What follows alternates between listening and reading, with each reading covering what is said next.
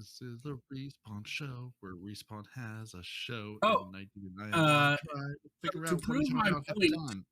prove my point, Astacross just put out a video yesterday showing that he's using the mountaintop, like no meme using mountaintop. To prove which point? The point the Titans are amazing after the season ends? No. A while you back, were making- I said whenever they remove the level cap from Iron Banner, you're going to start to see things like Mountaintop and Recluse and this and that. And y'all said y'all didn't see any of them, but Astacross just put out a video where that's all he was using. Well, right. That's one man. Yeah, we didn't say that no one is using them. We just said One we didn't popular man that people watch. Well, right. Well, yeah. I mean, I'm sure he's not the only one out there doing it. He's just I saw the anonymous autumn. I didn't see a bunch of mountaintops. Not to say they aren't there. I'm also not on PC, so I'm going to see a different Respawn. Do you need a young priest and an old priest? Yes. I don't need any priest. That sounds weird, and I'm scared. It sounds like you need a young priest and an old priest in that house. That's his child singing, apparently. Oh, that's my kid singing. Oh, that's not singing. That's an exorcism. I've tuned it out now because he does it all the time. Respawn's like, yep, it's a Saturday morning. Child screaming bloody murder. Everything's fine. Welcome to Two Titans and a Hunter, a Destiny 2 podcast. Dedicated in bringing you all the latest information, news, and opinions. This is the best show for new and veteran Guardians alike, where we share tips, tricks, and tools to help you succeed and enjoy playing even more. So with all that said, let me hand you over to your hosts, the Triumph Hunting Titan Nitedemon, the pink-panted pansy Peroty, and your Hunter Master Ranger, Mr. No One Respawns in Real Life! Well, no, you said wait till we're recording. Okay, now there's another stipulation. How many stipulations are you going to have? Now, 6. you can start recording now because I've pushed the record button. Okay, fair enough. Okay, so... You didn't count one like Gator does, like a professional. 5, 4, 3, 2, 1. Welcome to the show. What? No. Why do we have to go straight into talking about things that you want to talk about? Because you said stick to Gator. structure. Because but he wants to talk about how amazing Titans are going to be, so I'm okay with this. I mean, you're not wrong. You're not wrong, okay. but not in a good way. I'm not saying they're amazing because I No, you enjoy praise it. the Titans. Go on, you praise the Titans. No, it's not Everybody wants to praising. hear No, the Hunter it Master is Ranger pointing praise the something Titans. out Is this because that you I played am too not a much fan Titan? of, because once again, You've played too much Titan, haven't you? You're again, bending your will. You love to go to the Titans. the devs have showed their hand that they're all Titan mains and it's stuff. Okay. And so why are the Titans going to be amazing after this particular season? So Assuming something mods 3.0 to be efficient on Warlocks and Hunters, they're not completely dependent on, but let's say mostly dependent on the seasonal mods to proc, the Scorching and this and that and the other, right? You can put some decent builds together, but without that seasonal mod, it's just not going to be the best that it can be. Swap to Titan, right? Titan, Plunder the Booty just put out a build, right? And I'm testing that build currently. And it makes me sick that right now, without any seasonal mods, so that means this will be good even after all these cool seasonal mods go away. I hit as hard as a Gallahorn shot, and I'm still invincible. I'm like, this is not okay. This is absolutely not okay. Which build are you looking at? And I ask only because I feel like he's put out like 6 builds a day every day this week, it feels like. Yep. Yeah, so if you guys need a build, Plunder the Booty literally has any iteration you can think of, guys. Every character. Yeah, Titan Perfected shows how to build a Titan, so you hit hard as hell, you always have all of your abilities up, or at least one of them up, and you still hit like a friggin' Gallahorn. It's disgusting. Without any seasonal mods. So what is he? Is it with the Lorelei helmet, or what's he using to? Lorelei helmet procs the recovery. And as far as synergy goes, he's using mods, but they're not class mods. They're mods we've had forever. Like ability kickstart, things like that. You know what I mean? Mm-hmm. No charge with light, actually. No charge with light. but you still just hit really, really hard, and your weapons don't even matter. You can have a solar weapon to assist in keeping up those abilities or whatever, right? But the problem is you don't need them, you know? Because just like what happened is the new punch where you can just have an unpowered melee that still does scorch damage. For some reason, on all of the Titan abilities, even though it's unpowered, it still counts as powered and still increases the timers of all of your abilities. Now, if that's not intentional and that gets fixed, that might be one detriment to this build. But if that is meant to be that way and they leave it as is, Titans are just going to be this ridiculously strong from this point forward. And that's not okay. But are you talking PvE or are you talking PvP? I don't do PvP. PvE basically. Because, There you go then. Yeah, what are you worried about? You just want a Titan bro to come in and help you and save the day. It's very similar, like, you know, to the other video you shared this week of, like, you know, the invisible Titans one-shotting everything. It's a PvE build because you just can't do what you need to do in PvP to be able to chain that activity. Yeah, but that doesn't. I don't care about that because, you know, I'm a PvE person and nobody else is going to get that kind of synergy, that kind of power after this goes away. It sounds to me like you're just going to have to start being a Titan forever. No, So not going to do it. I've got one easy trick you can use to fix this problem. It's called. I'm not going to main a Titan. Pick a different subclass.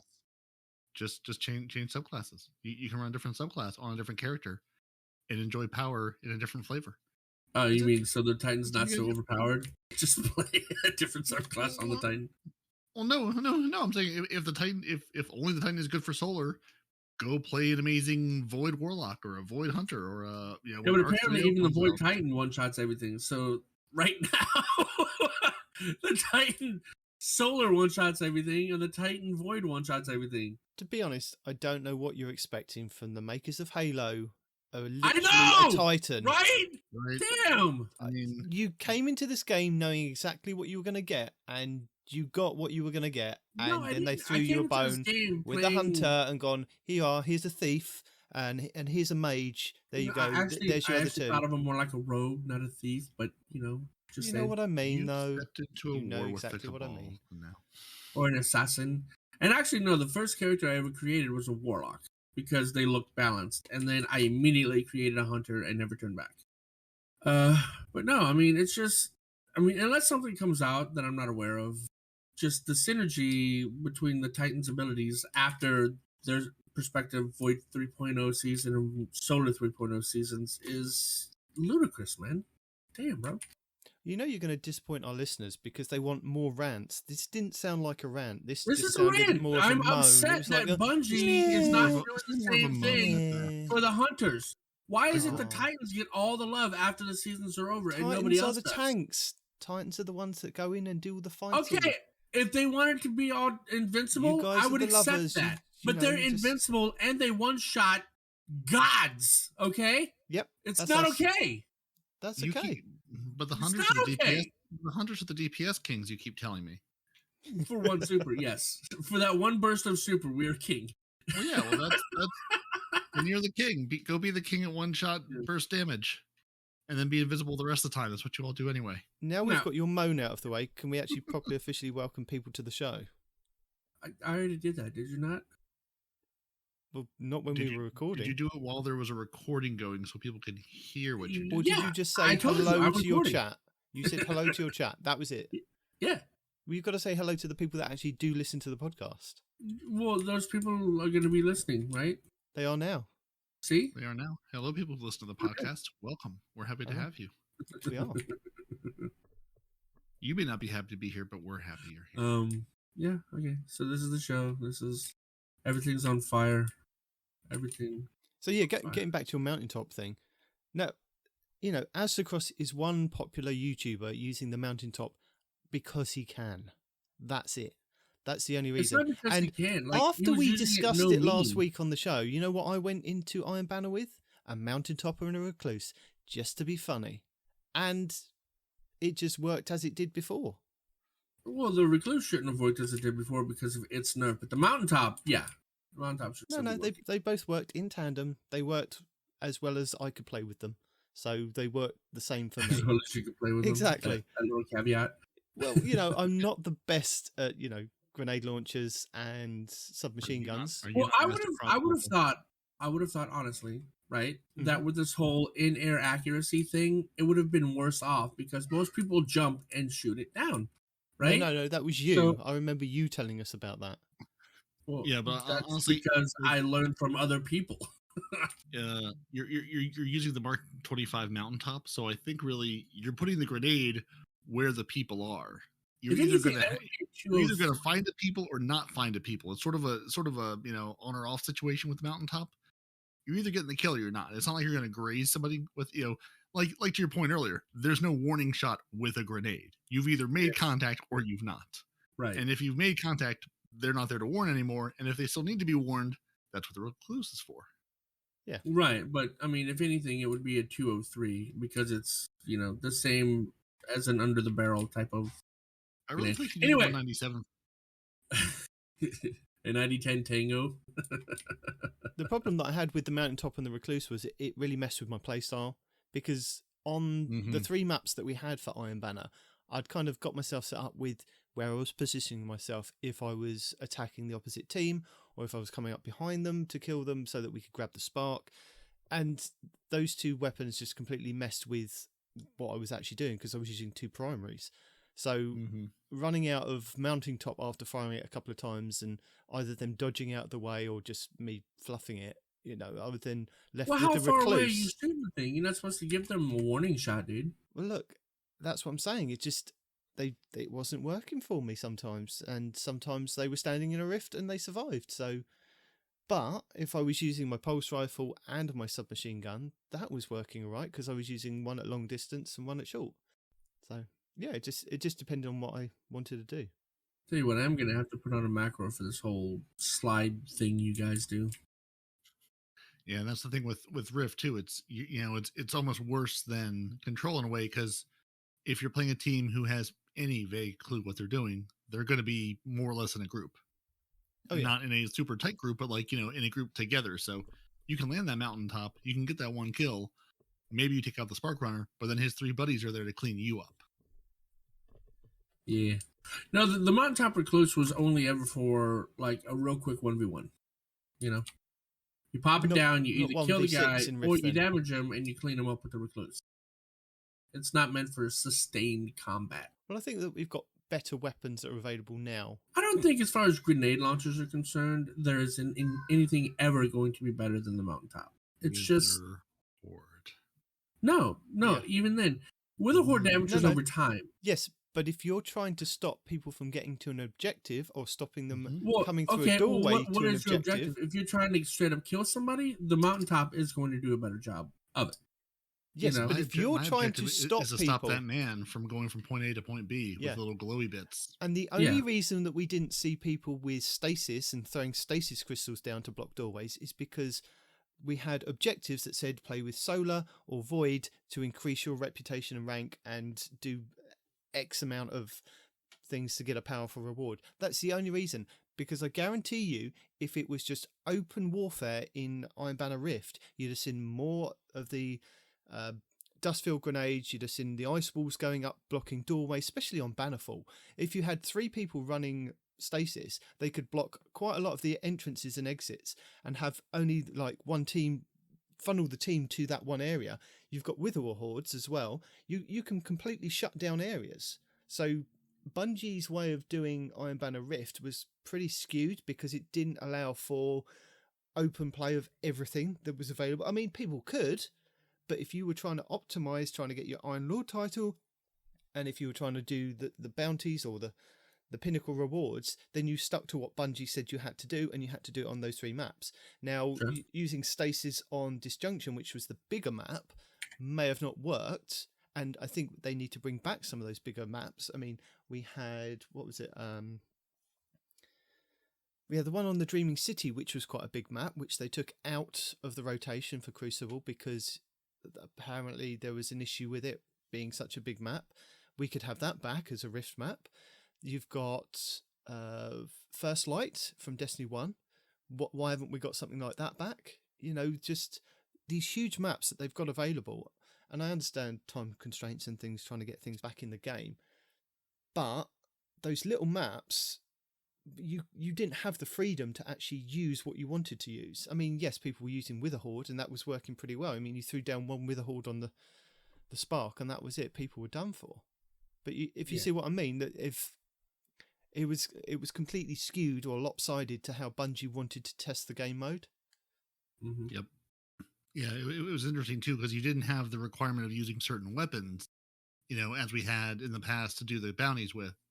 But you had to stick to certain subclasses. So they're like, you could run other things, you're just not going to get progress toward, you know, your title or things you're doing.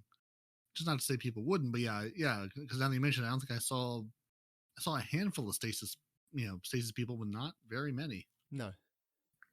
And you had to do like 18 games, didn't you, to get all 4 pinnacle rewards as well. That was the thing. So you had to do solo or void, 18 games on that one character. Then if you swap to another character, 18 games on that one, 18 games on the next one. And that was only available, I think, on Friday. So you could play as many games as you wanted before that, and whatever subclass you wanted after you kind of got the pinnacle. But I think people stuck to the new stuff. So I didn't play it all. But from what I'm hearing, the bounties are gone. Right? There's no more of those. From what you're hearing, from what we told you last week, yes, the bounties have gone. Yeah, the bounties. But like, your bounties have been replaced with just play matches. Yeah, don't succeed, don't do well, just complete. But matches, that's what I thought too. But now you're saying that Bungie was giving you other prerequisites, like do something with solar or whatever. You know, where are those coming from if the bounties are gone? Because those were play matches as one of these 2 subclasses. Where were those coming from if there's no bounties? Because when you moused over, when you put your thing over the director, it would tell you what your challenge was. The daily rewards. Okay. Yes. Daily challenges. Gotcha. Yeah, the challenges, it would say play 3 matches, play 4 matches a day as a solar or void subclass. It was, one full thought of go play this thing, but you have to do it as this or that. Gotcha. Yeah. And I don't, like I said last week, I don't understand why there are not bounties at Lord Saladin to collect as well. Just go and get like ability kills, go and get weapon kills, get heavy kills. Just something. I think ability kills is why everybody's the bounty system. If I'm being 100% honest, if you had like the daily bounties like you do with Crucible at Lord Saladin for Iron Banner, and repeatable ones if you wanted to do repeatable ones, because you've got that at the Trials vendor, you've got that at the Strike vendor, you've got that at the Crucible vendor, you've got it at the Gambit vendor. Have you got it at the Iron Banner vendor? No. Why not? Not yet. No, but he was reworked to be in line with the other vendors. The other vendors have those bounties for daily and repeatable ones. They're only small things. It's like on the Crucible one, it's like go and get 5 ability kills. Now that could be grenades, melees, or supers, or it's like get 3 super kills, and you could do that over a period of like 3 matches. Little things like that would have helped in the Iron Banner to help progress your progress to get more XP in the game mode, and maybe entice people to play a lot more if you're getting better ranks on it. Because like with what they did with the other vendors for this season anyway, so if you rank up with Zavala and Shax, and I believe it's Trials as well, and Gambit, that every time that you rank up, the rewards that you get from those certain vendors in those playlists give you another node on the weapons that drop. So you can, every time you rank up, it'll give you on the weapons, like an extra perk. Yeah, an extra perk slot on the weapons. Yeah. Which I had no real idea. Well, I won't say no idea. I didn't quite realize until I watched Cheese Forever's video this week about Xur, because there's a glitch with weapons cycling through those. Yes. Yeah. But on most weapons that you get to drop from playing the playlists, you've got like a set amount of perks that you can have selected for that gun. So you might have like the barrel perks, and then you've got say like ricochet rounds, 4 times the charm, and then head seeker for a weapon.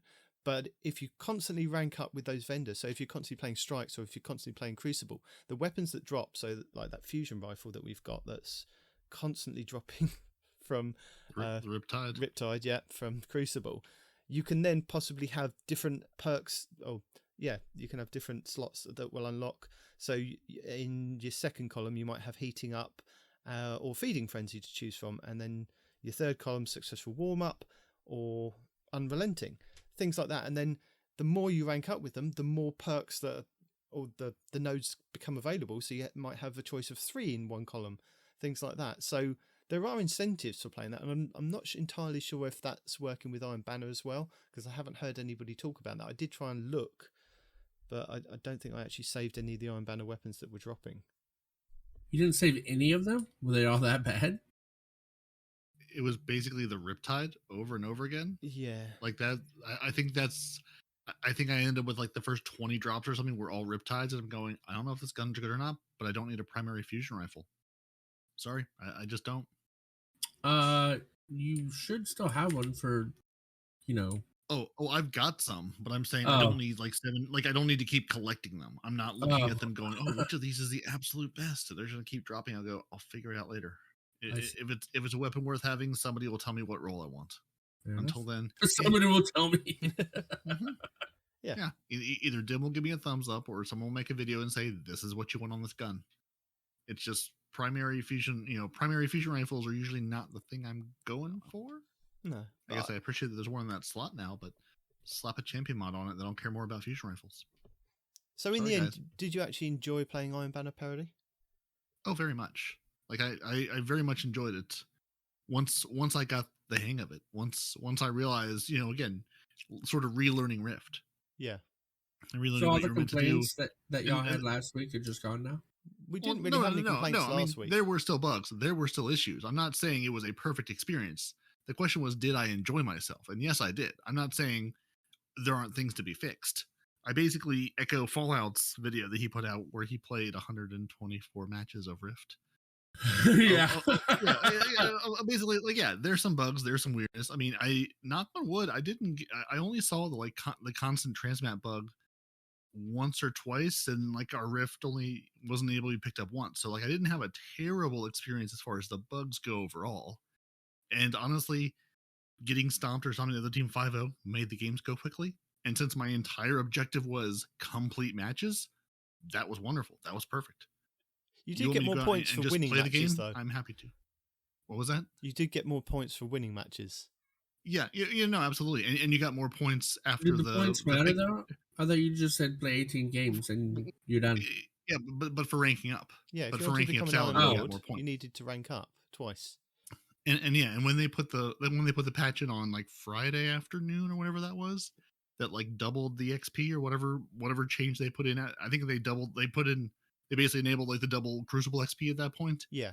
Everything went up super quickly and very fast, and I had never super maxed out my armor to the point where it broke to begin with. So I was getting, I think, 18 times or something. It was an 18x multiplier or something at that point. I was like, this works. Yeah. I can do this. Wow. Although I don't think it was giving you 18x multiplier. It said that on the screen. Who knows? But, who knows? It said numbers. Doing. I was going thing. I got Saladin reset once and halfway or part of the way towards my next reset for the next Iron Banner. Nice. But yeah, no, I had a good. I mean, I always have fun playing Iron Banner. It was nice to have a change.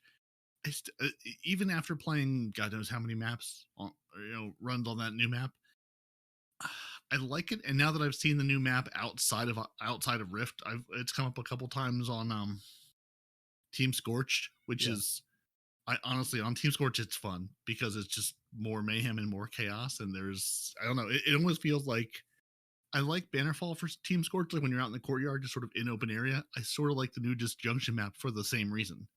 There's a lot of area, you can be inside in close quarters and grab people behind doorways or set traps in doorways, but there's a lot of open space to just go jump around in and play Team Scorched in. That was a lot of fun. I still haven't played any Control or anything, any quote unquote sort of real PvP match on the new map that wasn't Rift or Scorched, but so far I enjoy a lot on Scorched and I'm getting used to it on Rift.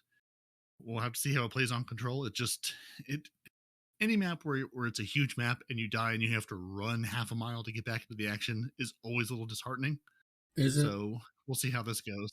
Because I was watching, other people's streams and whatnot, right? I hadn't personally been in there myself, but the map, design wise, looks pretty dope. I thought. Oh yeah, yeah. I mean, it's beautiful, and I like how balanced it is, because that was the other piece that didn't occur to me until, again, I can't remember whose video I was watching. It said, like, yeah, if you're gonna play Rift, you need a balanced map. Like, you need 2 spots where you can start a team, and then something in the middle to not have it totally be one sided. Mm-hmm. And I like how balanced that big disjunction map is, and that you can go inside or outside. You can sort of make those choices of how you want to engage, short range, long range. That was sort of what I was bemoaning last week. Is, do I take short range weapons? Do I take long range weapons in?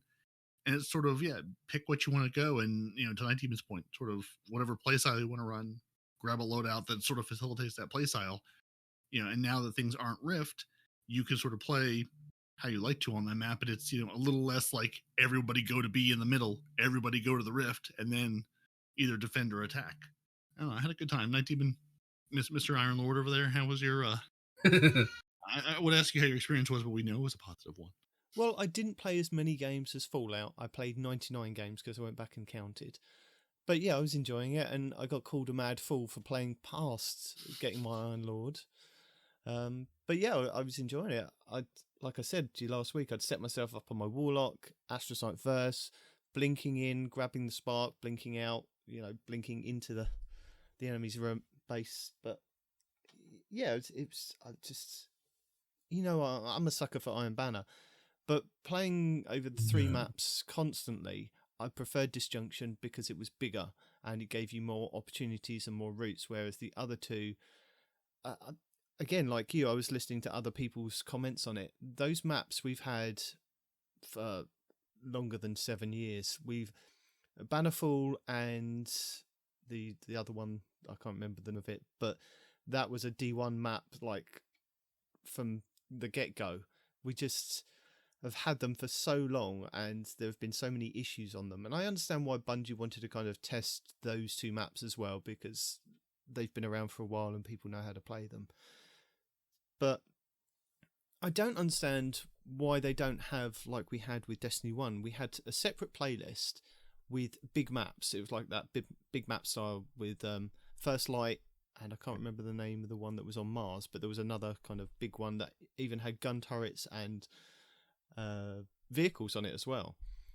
So I don't... So something like a big team battle is what you're talking about. Yeah, and we had that specific map that they built for Rift on the Dreadnought as well. So encompassing all the Rift, the big maps that we had, I don't know why they can't just have a Rift playlist for when we have Iron Banner, or if they just bring it into the game normally, that those maps are only available in that game mode because they are too big sometimes for other game modes.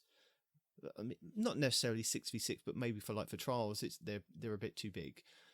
And because we did have that in Destiny 2, they would only have certain maps in certain playlists to start off with, didn't they? I'm not going crazy. There were only certain maps that you could only play like in trials, or you could only play in the 3v3 maps, and then I think there were a lot more in the 6v6. But I think that they need to do something more like that, is that import the big maps from Destiny 1 and just have it as those ones are available for Rift. And if they change Iron Banner up like they did with Destiny 1, because sometimes we had Iron Banner Rift, sometimes we had Iron Banner Clash, Control. I can't remember what else was there. Was there Zone Control as well? There might have been. But yeah, they did various different things with that. So that's my only complaint, is playing on those smaller maps it was just chaos with either getting steamrolled or not getting steamrolled. Mm-hmm. Yeah, I think that's sort of, I'm with you on the, like, I'd like to see more of or less of a one size fits all. Like, I understand if you're going to build a new map, it's a lot of work. It's to build it, to balance it, to make sure you can find all the places people can get out of it. But it would be nice, if you're gonna, instead of trying to say, can we build a map for every single game type in PvP across all of it? Build some larger maps, build some smaller maps, target it as this is a map for 6v6. This is a map for these kind of game types. Yeah. And it feels like we might, and maybe that's, again, maybe we wouldn't get anything quicker, but maybe that's part of the challenge in putting the new stuff out, is you're trying to balance it across. Does this map play in everything, or in everything except for trials? It seems like a lot to try to, again, do a one size fits all where we can put this map on 3v3, 6v6, competitive, Rift, Iron Banner, Control, Clash, like everything. And I don't know whether they don't bring certain maps back because of like story wise, because surely they could use something like we have with the X-Men, and where is it the danger room they have in X-Men? They just explain like, oh, there's this room that can project a bit like Star Trek, can just project whatever it was in that time and place. Hey, we used to fight in the Dreadnought. This is what it looked like. We've recreated it in this danger zone thing. Just go and play. Just have something in the story that would correlate to the reasons why we're still able to go and play. You wouldn't even really need that. You could just say, hey guys, we know Titan's gone, but you're going to play Gambit on Titan because we say so. Well, we do that now, but I'm just saying if they were worried about things like bringing the Dreadnought back into it, or bringing First Light back into it, or other maps that we... there are huge areas in some of these maps that could be converted, but they're not. And I think a lot of other people have said they want to play on Europa. Why is there not a Europa map? These maps that you're talking about, they weren't created with something like PvP in mind, so they wouldn't really be balanced. You wouldn't have a left side is equal to the right side type of deal. So on a lot of these places, if they did just convert it to a PvP arena, like what you're suggesting, then somebody's going to get the short end of that stick, Well, so surely there is a way around that. There is a way of kind of making the map symmetrical or balanced. So what you could do is, if you're talking about symmetry, you could have look like further than Crucible labs and people test the maps. Look no further than boss rooms in raids or dungeons. Yeah, those tend to be fairly large, and they're always symmetrical. Yeah. So, you just take like the one that's on the moon that we rarely ever go to anymore, right? Make that a PvP map. Enlarge it just slightly, because it's basically just all open area with a couple of pillars to jump to and fro, right? So sniper's dream, basically. Okay. Give me a wide open map, you cowards. Give me a giant field, Civil War style. I want to march against the enemy with my line of buddies and get mowed down. Come on. Make it happen. That'll be it. Yeah, that's one way to do that. No, but we've got all these other wonderful worlds that we've been to, like Europa. Why have we not got any PvP maps on Europa? Because Varric says no.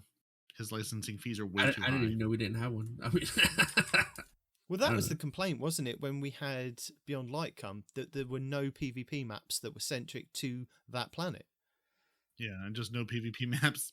Period at all. Full stop. I mean, like you were saying, if they want to make it easy, take existing boss arenas, enlarge them slightly, and Bob's your uncle, right? Bob's not my uncle. Bob is definitely your uncle, and Suzie is your aunt. Don't lie to me. Definitely not. So that was Iron Banner talk. Thank you. Welcome. Yeah, so it feels like we've hit that horse enough times. The Star Horse is now. I think a lot of people like to hear other people's views on it. Agreed. The map talk though has been beaten to death is more what I meant. Sorry. Oh, he's all like, question from the chat is, do you want the weather effects from Europa to occur during PvP? Yeah. Why not? Yeah, you just asked. It's not a why not. It's what's your opinion. Yeah. Oh yeah, totally. If I'm playing on a place where there can be a giant storm come up, why not? I played on I think it was a Gears 2 map in PvP that literally had a snowstorm come in the middle of the map and destroy half of it. So if you were on that side when all the sirens went off, you got like an avalanche come down and kill you. It would then change the map up because you would have places that you could then reach and get to. So, and that was on an Xbox 360. So surely on this new generation, they can do something like that. And I'd encourage them. It's not the hardware. It's are the devs going to take the time to do something that detailed? But wouldn't that sound fantastic? That halfway Yeah. through you got sirens, you had a blizzard come across, and then if you were in the wrong place, say there were like 3 different versions of it. If you were in the wrong place at the wrong time and you weren't taking cover, you could end up being dead.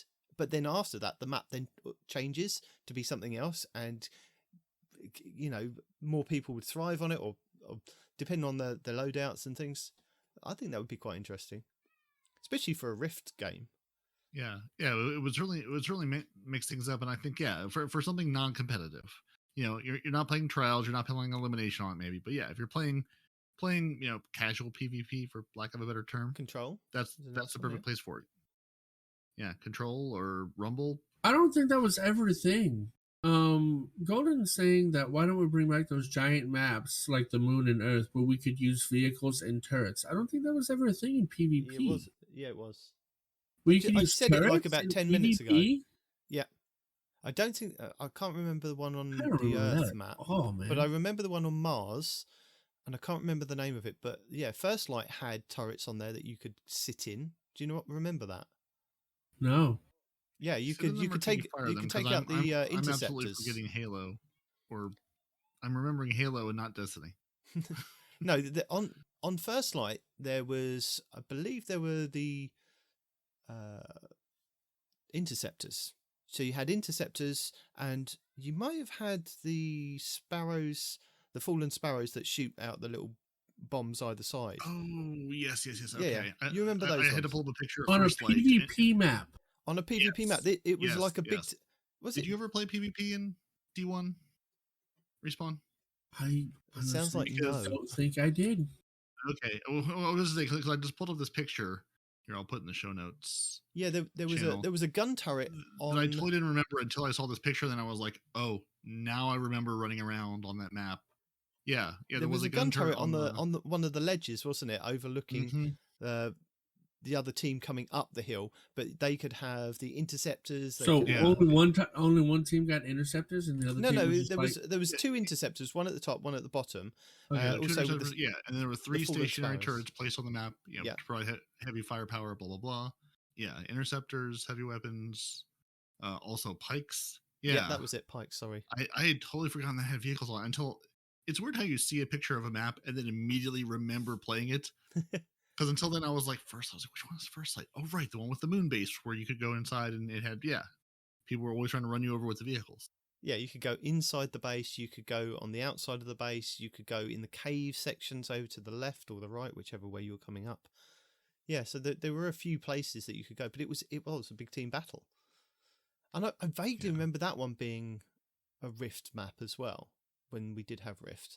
But yes, bring the one back from the Dream City, which was that huge map with the gondola thing in the middle on the outside, and then you had the cave system inside, and you had the inside structure that you could run through. There were like so many different lanes that you could run through, and not working at Bungie, I don't know the reason why they took it out of the game, but that probably would have been a good one for Rift as well. Probably programming. They realized they could get away with less and still keep the people entertained.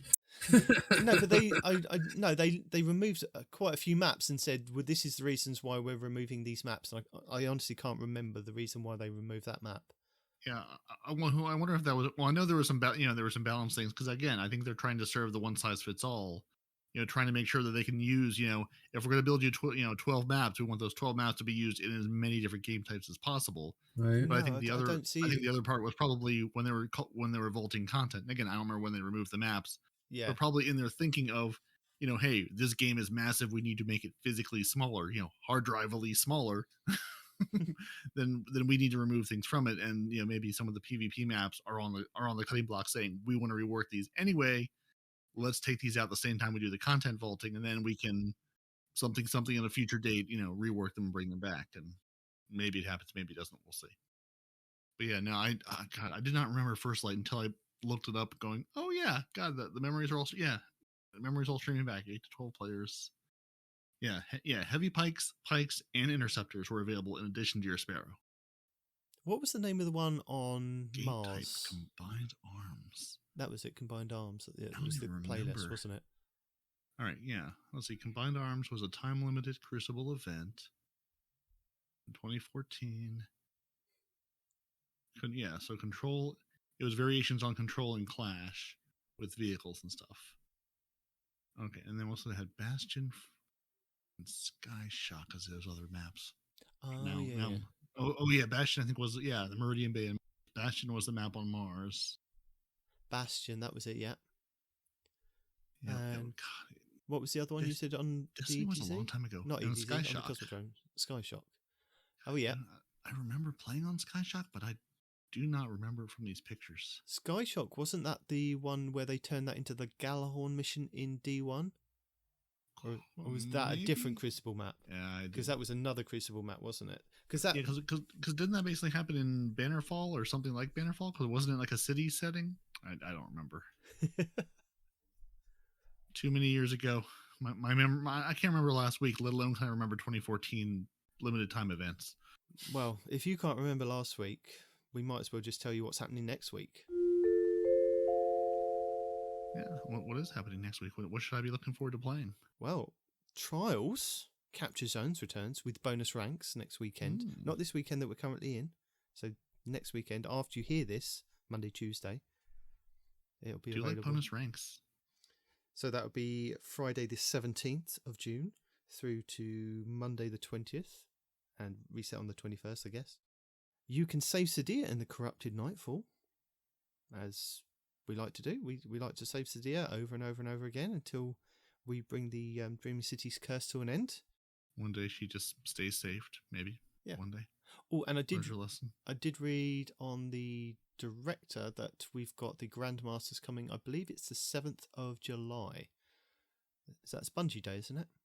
It is 7/7. But do we believe them that it'll actually be available, or will they say it's available and we'll all go looking for the node going, I don't see it. Do you see it? So you've got a couple of weeks before we get Grandmasters in the game. So that'll give more time to get your light up to whatever it is. I've no idea what it's going to be. What do you think the minimum is going to be? It's normally, isn't it, about 25 light above? So it's normally, I reckon it's going to be about 1585 minimum to get in, because last season was 1575. So this season will be 1585 minimum light to get in. Well, so, I can tell you right now, because I'm peeking at the game. It's going to be a recommended power of 1610. No. That's what the game tells me. As we record here on the 11th of June, it says Grandmaster difficulty in Nightfall opens July 5th. Recommended power 1610. But maybe that's what the enemies are. Maybe. I'm just telling you what the game's telling me. The game's lying. The game always lies. The game can't be trusted. Well, our powerful cap is 1570, isn't it? With pinnacle rewards at the moment, you get to 1560, which is the base cap, and then the pinnacle reward is 1570. Your master Nightfall is 1590. So the hardest Nightfall you can run right now as we record is 1590. And that's the same with the Master Lost sectors as well. Yeah. So I mean, it makes sense if your Grandmaster is going to be above that, it's going to be 1600 or 1610. Yeah, but that's how hard the enemies are going to be. Yeah. And yeah. Oh no, right. Yeah, you're talking about the floor to go in. Yeah. Yeah, the floor to go. Yeah. That's what I'm talking about. Yeah. Sorry. No idea. So now that we've confused Peroty, you can throw more grenades when Shaq's bring. I'm not muted. Y'all heard all that. Damn it! No, we didn't hear anything. So no, we didn't. So you can also throw more grenades when Shax brings Mayhem back to the Crucible. Delightful! And Peroty, Mayhem, do we really need to explain Mayhem? Maybe we do. Do we? Maybe shoot we do. Things, get points. Yay! Do you shoot things though? No. You put the guns on you're trying to complete a catalyst or to do, just to rank up with. Yep. You ignore those guns entirely for the most part, or maybe you use one of the three guns. And you use your supers over and over and over again because your supers respawn super quickly. And you cause a whole bunch of mayhem. And there's also a weekly challenge for it if you haven't done it yet. Mm-hmm. There will be, yeah. So things like Shards of Galanor for your hunters are pretty good because you get them more than 2 kills and it will refund 50% of your super back. Spec into Intellect and you'll get your super back super fast, especially with that. Is it the Skull of Dharamkara for the Warlocks? on a Void subclass. Nova Bombs for days. Again, if you get more than 2 kills, I believe you get 50% of your super back instantly. And I can't remember the one for the Titans. Is it the Gauntlets, isn't it? Is it the Doomfang Pauldrons? Yeah, isn't that the thing that you guys use? I don't know. I'm asking you, Hunter Master Rager. I don't know.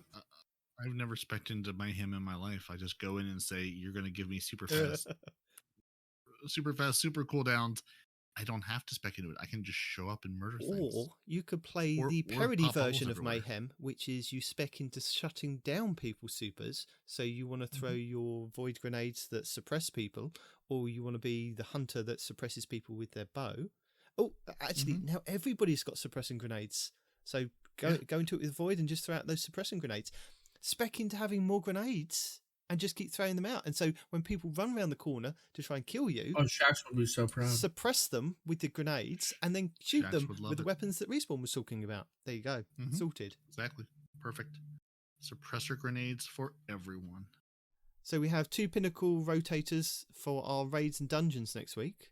We have the Vault of Glass and the Grasp of Avarice dungeon. So those will also be giving pinnacles away, as well as the new dungeon and the new raid.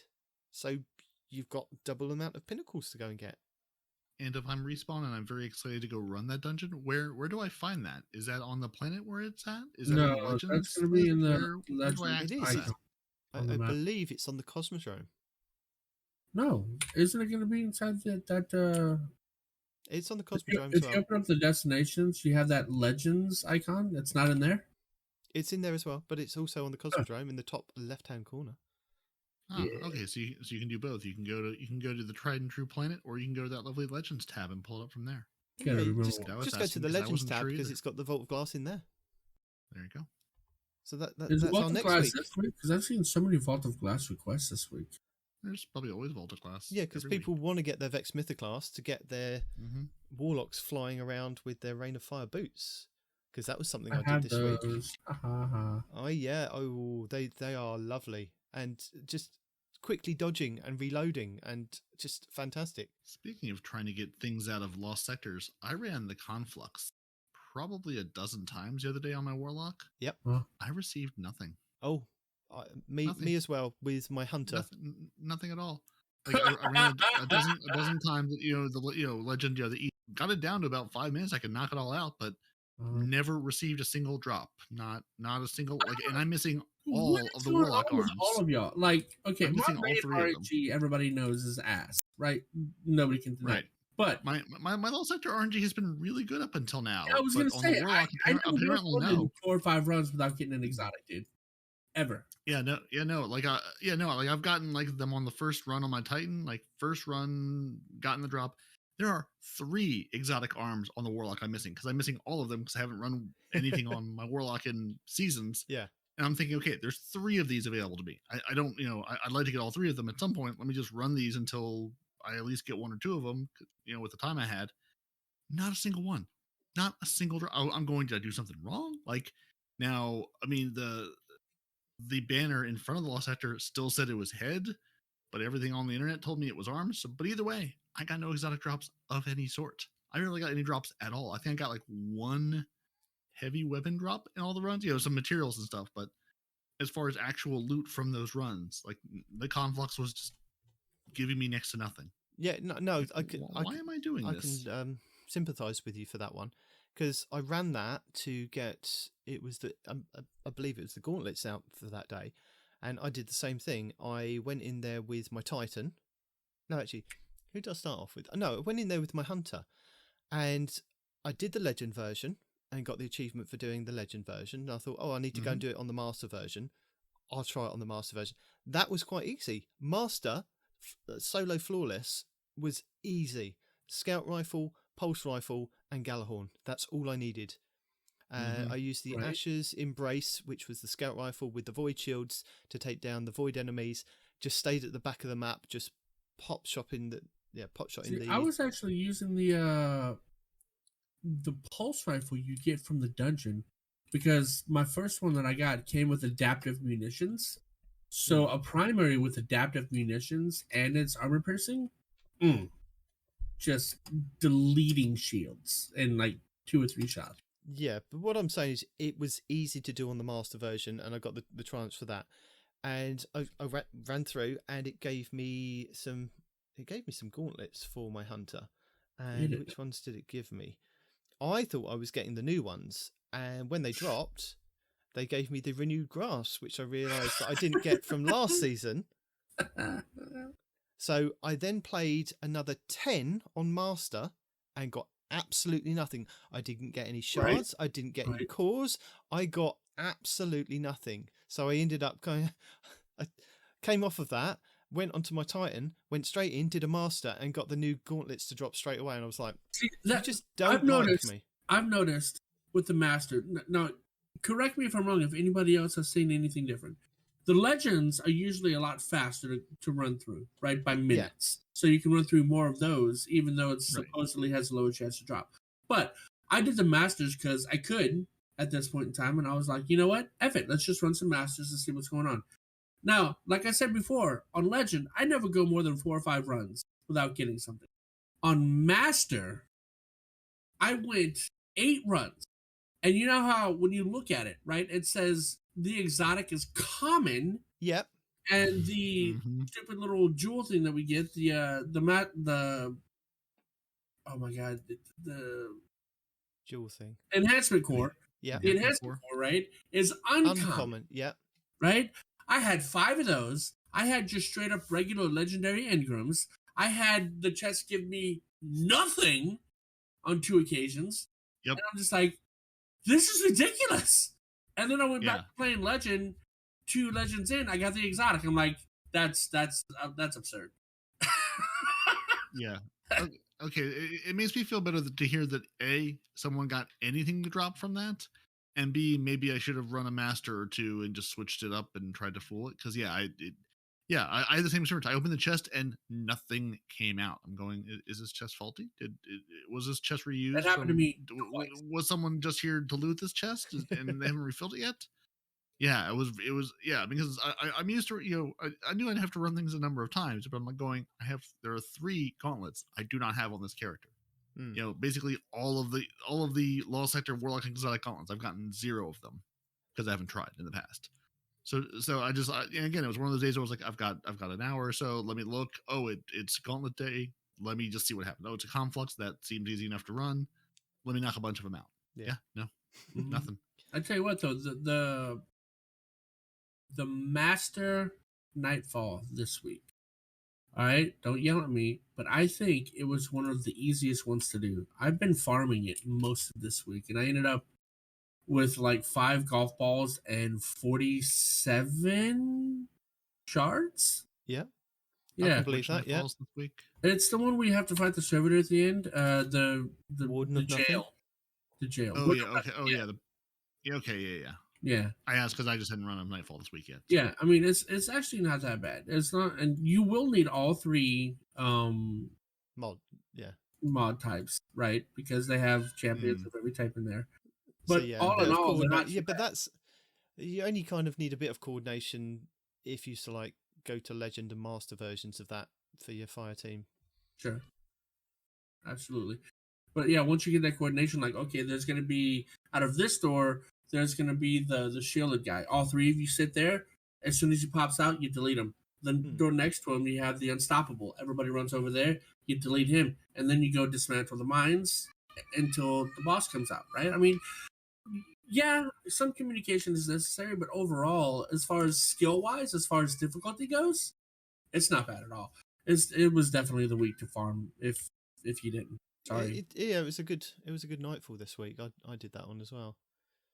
But I didn't realise with that is that they did say it in the TWAB a couple of months, or about a month ago, saying that with them reintroducing the Warden of Nothing strike back into the rotation, even though the planet's gone, that some of those triumphs would be reattainable.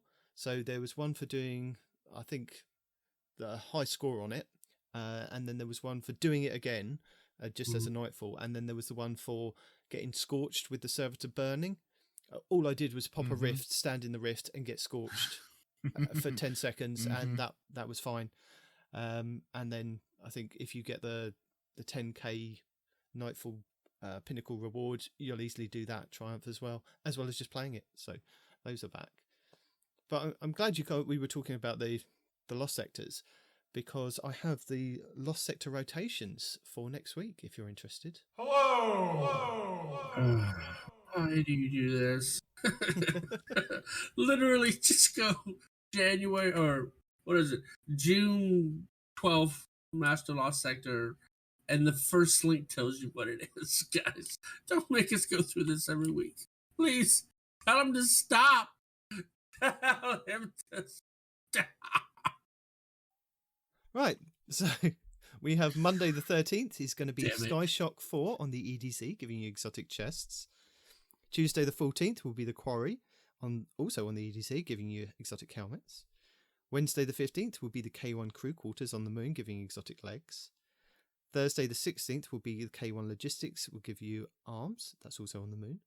Friday the 17th will be K1 Revelations on the Moon, giving you chest pieces. Saturday the 18th will be the K1 Communion on the Moon, also giving helmets. Sunday the 19th will be the Confluxes, back on Nessus, giving exotic legs. And back round to Monday the 20th, which will be Metamorphosis on the Throne World, giving exotic arms. So yeah, we've kind of got the rotations down. I will try and search out some of the guides for some of the new ones, because again, like Peroty was saying, the Conflux is now up. I'm really confused because it's the only one on Nessus that's been kind of introduced into the game. There are no other triumphs for any of the other ones to do. So maybe next season they'll bring some of the other ones back. Maybe they're reworking them. Like I said, we knew that the EDZ ones were coming back because they'd reworked those. So I'll find some guides on the EDZ ones and chuck them into our show notes. They just wanted people to go to Nessus. There's no other reason other than to visit Zur there. There's no reason. And he's not even there today. So there. Hey, don't be mean to Fel. I haven't. Man. She needs a friend. Okay, she does. But I mean, I haven't been to Nessus in months, except for running this Lost Sector this week. Like, there's just zero reason to visit this planet. Sorry, Failsafe. Abandoned by the Guardians in addition to your crew. It's really annoying, isn't it, that you have to fly to the Cistern and then you sparrow for like half an hour just to get to the Lost Sector. Yeah. Mm-hmm. So yeah, and if you are doing the Lost Sectors, as the guy said, if you do the Legend version, they are less champions and a little bit quicker to get through, but it's an uncommon drop for the exotics to drop. You should get more of a common drop by doing the master ones. Should being the key word. Maybe the Conflux is a little bit bugged. So if we've all experienced that's a bit what I was of sort of wondering. That's why I wanted to bring it up this week to see if either of you. I figured Nitedemon was a reliable Lost Sector runner. So oh wow, I was like, let's see if you. Well, you're the dungeon guy. He's a Lost Sector guy. That's just who you are in my brain. Yeah. How many times have you done your dungeon? Yeah, my dungeon. Yeah, I've done a lot. So there you go then. You run all the dungeons. Ask me how many times I've done the dungeon. Well, I told you I'd run you through. You just got to give me a date and time, man. Time and date. But yeah, I haven't even accidentally set foot into the dungeon thinking it was, the Drifter. The other day, I was playing with somebody and I was running him through the dungeon, and he's all like, "Oh, Peroty's online. You want to see if Peroty wants to come?" I'm like, "No." He goes, "Why not?" I'm like, No. I'm like, "Does it show him playing Iron Banner?" It said, "Yeah." I'm like, "Then no." Yeah, of course, yeah. Yeah, poor Not Arf saw me online this week because I was getting on just to screw around in the castle for a little bit, and I was like, I can't talk. I'm sitting in a meeting. I'm just doing this to screw around for a bit. Mm-hmm. So yeah, no communication, no actual help. Just picking this controller up. I'm like, I'm halfway idling through these nightmare encounters, so I'm helping my team intermittent. And if you two want to be like Peroty and have no communication, just do whatever you want to do, you could do your challenges next week. That's what I've done this week. So week 4, next week. The challenges for week 4 are going to be Sorrowbound 4, complete Bound in Sorrow 4, and defeat Cabal Centurions throughout the system. And do number 4 of that and 50 Centurions. That will give you challenge XP+. Crematory Fist. On the Derelict Leviathan, defeat combatants with melee abilities, solo melee abilities, or nightmares defeated with melee's abilities grant additional progress. 150 of those, please, and that will give you challenge XP+. Burning Shame, complete Sever Shame. only using solar subclass, solar, kinetic, or stasis weapons. So you have to do it that way, no other way. That will give you a Figment of Darkness and Challenge XP+. Shape of Nightmare 1. Extract weapon elements from haunted weapons with deep sight mods. I'm guessing it's just one of those, and that's Challenge XP+, because it's just got... I hope so, because it's like bribery getting those things to drop. Mod Collector. Unlock artifact mods, and that's 12 of those. So if you've already got to 12 of those, well done you. You get Challenge XP++, and some Bright Dust. Precision Calibration. Calibrate marksman weapons, which includes scout rifles, sniper rifles, linear fusion rifles by landing precision final blows. Bonus progress against guardians, 200 of those. You don't have to do 200 guardians. Just go to the Derelict Leviathan. You'll be quite happy doing it there. Challenge XP Plus and some Bright Dust. High Value Hunter. Defeat powerful combatants in Gambit.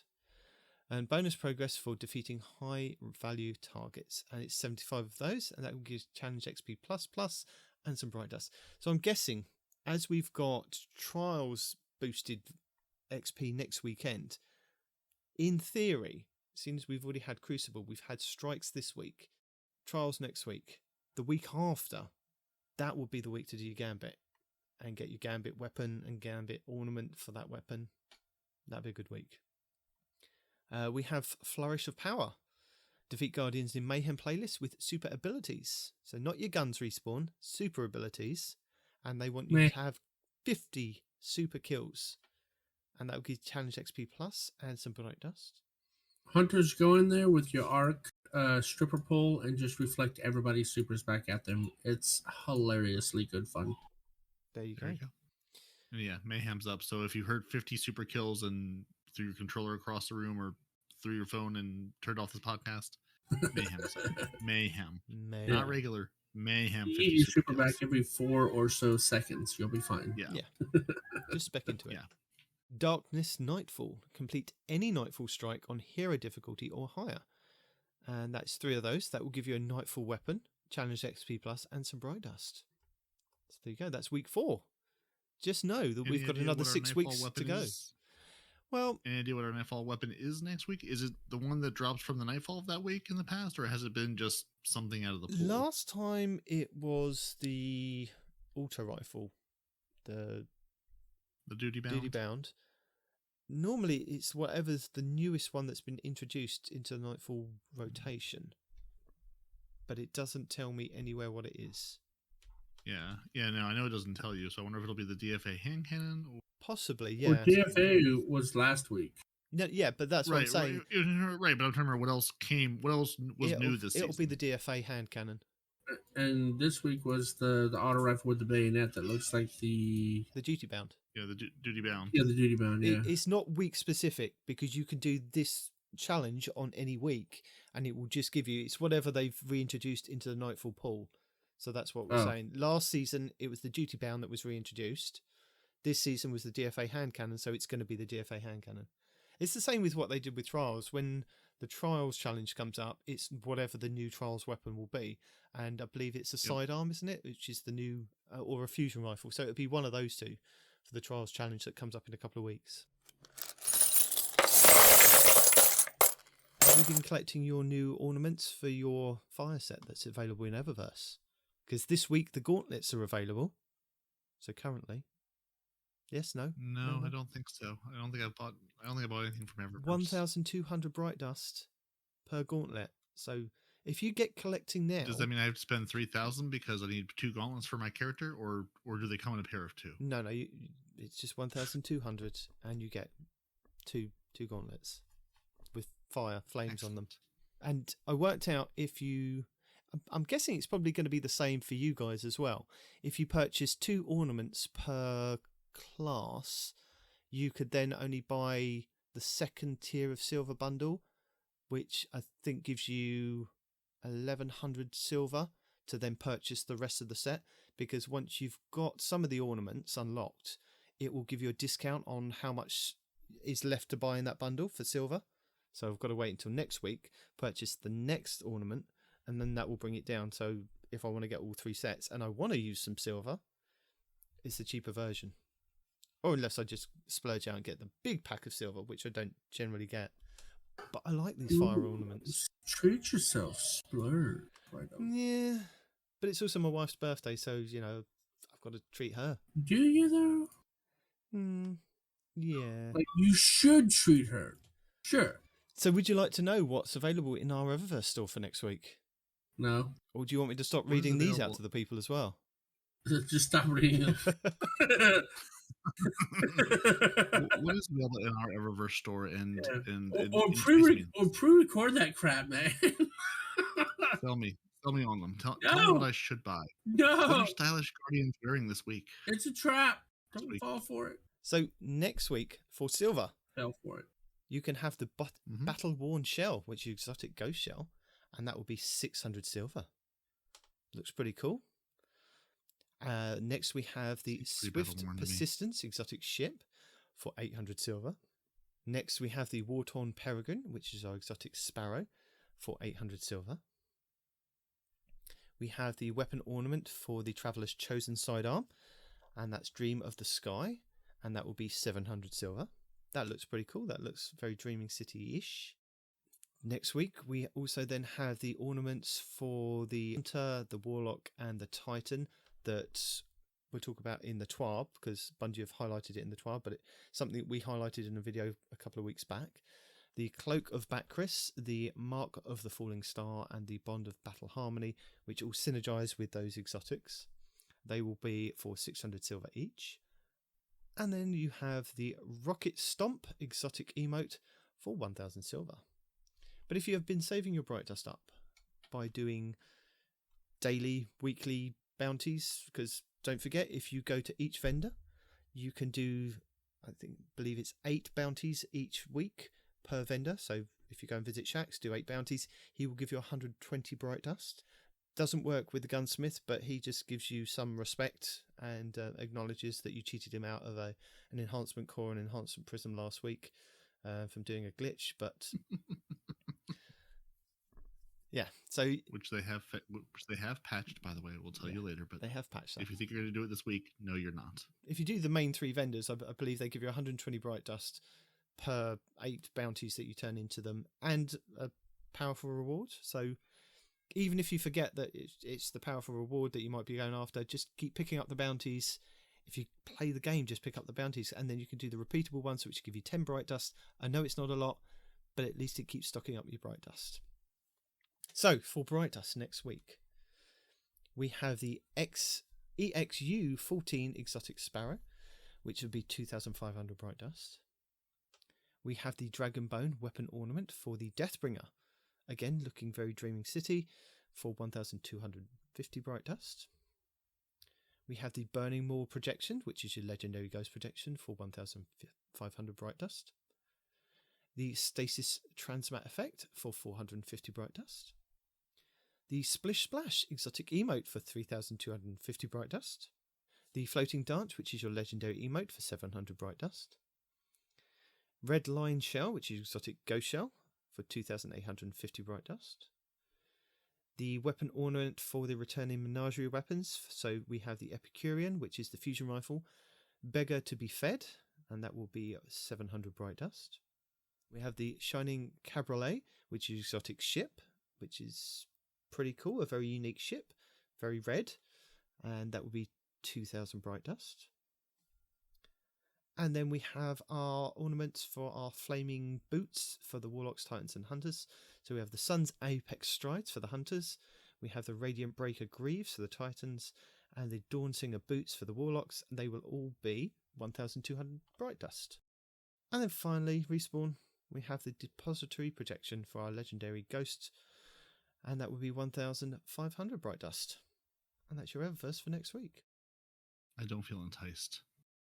Not even with the universal ornaments. No.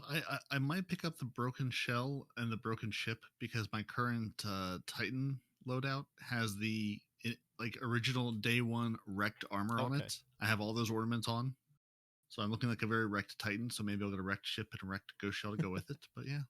Well, right now in the Bright Dust, you have the wrecked Sparrow. Yeah. There we go. I could have all the wrecked things. I could have a whole wrecked Titan. Yeah.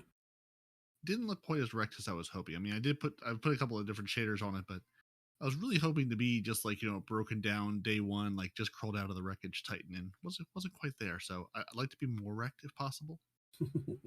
just have a little mouse in a wheel as the engine, or put pedals on a Sparrow. Yeah, there you go. If I could have a Flintstone style Sparrow, that'd be great. My Sparrow is actually me. It's just an old donkey. I have to actually walk it around. I don't actually get to ride it at all. Nice. Ish.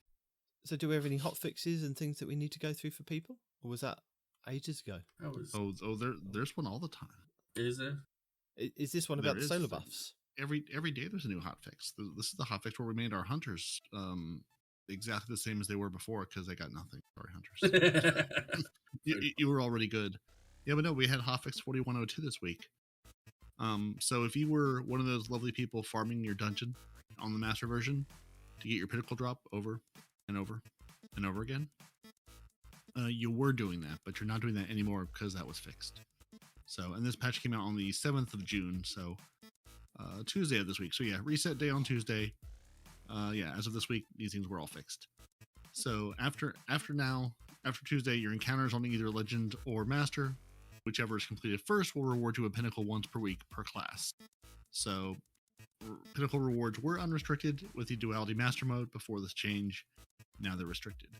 Respawn. Is there a reason you would run the Legend or the Master to get your pinnacle first? Does it matter? Does one give you greater rewards since you're only going to get one drop on whichever one you run first? Don't you want to get the Avarist arm? Is it Avarist? I can't remember the name of the word. Avarist armor? You would prefer the higher end armor just because you get an extra slot to play with. So that's only available in the Master version, isn't it? Correct. And also, if you do the Master version, you take that box that gives you a better chance at getting the sword. So if you don't have that yet, which you need to go invisible if you're a Titan. Yeah. So if you're only going to run it once, do the Master version. If you've got a friend to run, friend or two to run Master with. If not, do the other version and see what you get. They also fixed an issue where the Grasp of Avarice final boss encounter, the Captain Avarok, might show some shaky animations during this fight, but you'll be able to, get through the progress, shaky animations and all. They also fixed an issue where the activity could crash during the Caretaker encounter in Vow of the Disciple, and they removed the powerful rewards from the Deepstone Crypt when it's not a weekly featured raid. Because if you're not featured, nobody loves you, you get nothing, you lose. Good day, sir. Couple weapon fixes. Some of those are the best weapons in the game. Well, yeah, gotta be featured. You had your time in the sun. I mean, you don't have to get a pinnacle. You can play it just to get the weapon itself. Those weapons are not sunset, so you can play it, get those weapons, and just level them up. Because it's still those weapons are phenomenal. If you don't know, the weapons, they have a chance to feed their own magazines. And if you let them do that to capacity, it ends up being double the magazine capacity, full stop.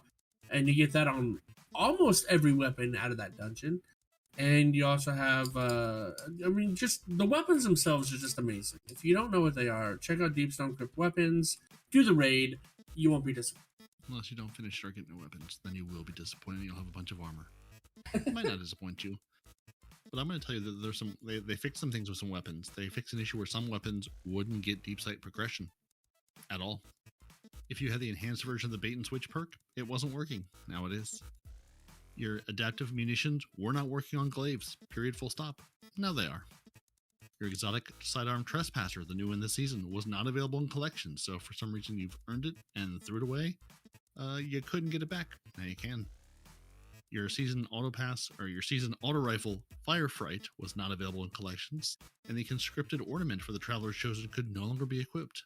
Now it can if you own it. On the armor, they've updated the Roastum perk on the Hunter's Exotic Arms Caliban's hand.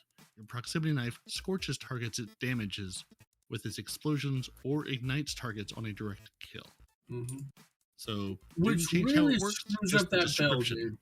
The build that's floating around where you get to use those knives as a nuke, it's incredibly powerful. But here's the problem, right? If your knife kill, like if you hitting the enemy with your knife kills them, you get your knife back. If the what's called the detonation, the word for detonation, if the ignition kills them, you do not get the knife back. But if the initial hit doesn't kill them, the ignition doesn't kill them, but the knife's detonation kills them, you get your knife back. So it's kind of inconsistent for that build because it's supposed to be like an infinite nuke build or whatever. It's very inconsistent as far as giving you the knife back. Yeah, so depending what actually gets you the kill, you may or may not get it back. Correct. What you will get is your artifice armor that lost its special mod slot. That's back now. Oh, nice. And Titans and Warlocks, you guys got buffs to your Heat Rise, Icarus Dash, and Celestial Fire for the Warlock, your Burning Maul, your Roaring Flame, and your Consecration for the Titan. We told you all about those in details. Long story short, things do scorch now. They're more powerful in PvE. Go have fun with them, Hunters. You're exactly the same. You're already good. Enjoy your goodness. They have stealth nerf though, haven't they? Huh? The Titan's throwing hammer. So I saw an esoteric video. No, not the throwing hammer. The way the throwing hammer interacts with the gauntlet. No. The bonk gauntlet. What bonk gauntlet? Whichever gauntlets increase your melee damage. Yes. No. This was no. Esoteric did a video that before the patch that went live this week, that the Titan's throwing hammer, where you get the stacks of roaring flame, was doing more damage just across the board to like bosses and enemies, and it's been stealth nerfed. It still does quite a bit of damage. You can use the boot cannon to debuff targets and still do quite a bit of damage, but it has had a little slight stealth nerf that they don't seem to mention here. Yeah, that's what I've seen people talking about, but yeah, I hadn't looked into it, hadn't seen the video. Okay, but good catch. I'll stick the video in the show notes. The one that I saw was because of Astocross's build, where he basically made the hammer with hammer build and the gauntlets, you could one phase Galran in the master dungeon, right? Because it was just so strong. And from what I had read, they nerfed the interaction between the gauntlets and the hammers so that you weren't doing as much damage.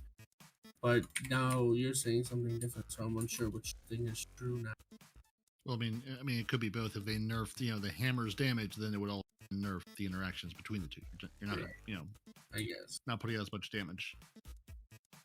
But they did fix an issue with your Ember of Benevolence, where they cause a fragment to activate and refresh inconsistently. So it should now always activate from your allies healing you in a Healing Rift or Well of Radiance. I'm sorry, allies entering your Healing Rift or Well of Radiance. If you're healing your allies with a Healing Grenade, Heat Rises Grenade Consume, Edge of Intent Warlock Glaive Turret, or Phoenix Dive Landing Detonation, or if you've hit allies with the Noble Rounds, or the Boots of the Assembler Orbs. So, seems like lots of Warlocky things. So yeah, Warlocks, if you're trying to run the Ember of Benevolence, you should be a lot more benevolent, and it should actually work consistently. They also fixed an issue where the Vortex, Void Wall, and Solar Grenades cause them to deal less damage than intended against PvE targets. And finally, some general fixes. They fixed an issue where certain rare armor was able to be dismantled for legendary rewards. Yeah, they did. So that's the farm we mentioned earlier, is you could, Night Demon style, pull out 1 trillion pieces of rare armor, dismantle them, you get shard counts back up. That's been patched as of Tuesday. They also fixed the issue where your Season 17 pass plus 10 rank bundles were not properly showing in the Eververse. Gasp. And finally, if you're playing in Russian, your translation for the Sleight of Hand perk, it was not proper. It was saying something wrong. Now it properly states the perk's functionality. I don't know what it was telling you before, but now it'll tell you the right thing in Russian. I believe. Sleight of... Oh, that's what it was saying? No, I don't know. I was like, no, sleight of hand. Anyway.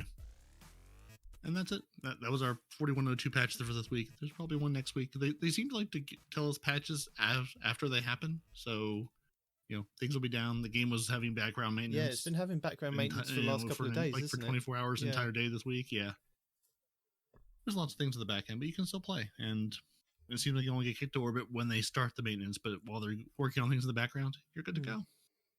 So yeah, that's what they fixed. And who wants to make St. 14 proud in the 12 for the 9th of June? Well, I think Respawn does. Respawn would like to take us up in the air Follow me to a place where incredible feats are routine every hour or so. Okay. Apparently, in the TWAB earlier this year, we dove deep into a plethora of changes to Destiny 2 regarding how combat looks and feels in game. That was a beefy TWAB, real beef. So it's understandable that there may still be some lingering questions over particulars, including airborne accuracy. The weapons team is back to offer up some additional insight. Let's dive right in. TLDR, yeah, your accuracy gets removed if it's at 60 or above, or your accuracy penalty. No, we don't want the TLDR. Removed we want the full DR. if you're at 60 or above. Give us the Anyway. DL. Destiny. Yeah, keep saying Destiny. Weapons team. Quick reminder of our stated goal for the airborne changes. Destiny has extremely fluid and expressive airborne movement. I'm not getting the fluid part or the expressive part. Do you guys feel fluid and expressive when you jump? On some days. do. I enjoyed tiptoeing through the tulips as a warlock and snapping and setting everything on fire. It feels very fluid and expressive. Oh, okay. Especially with my flowy robes. Now, right here, the couple of things that I want to point out before we even get into this is he's saying that you're going to have to build into this. What he's not saying is Titans and Hunters are going to have to build into this. Almost everything the Warlocks have this season, from exotics to their artifacts and everything, passively give them all this airborne accuracy crap, right?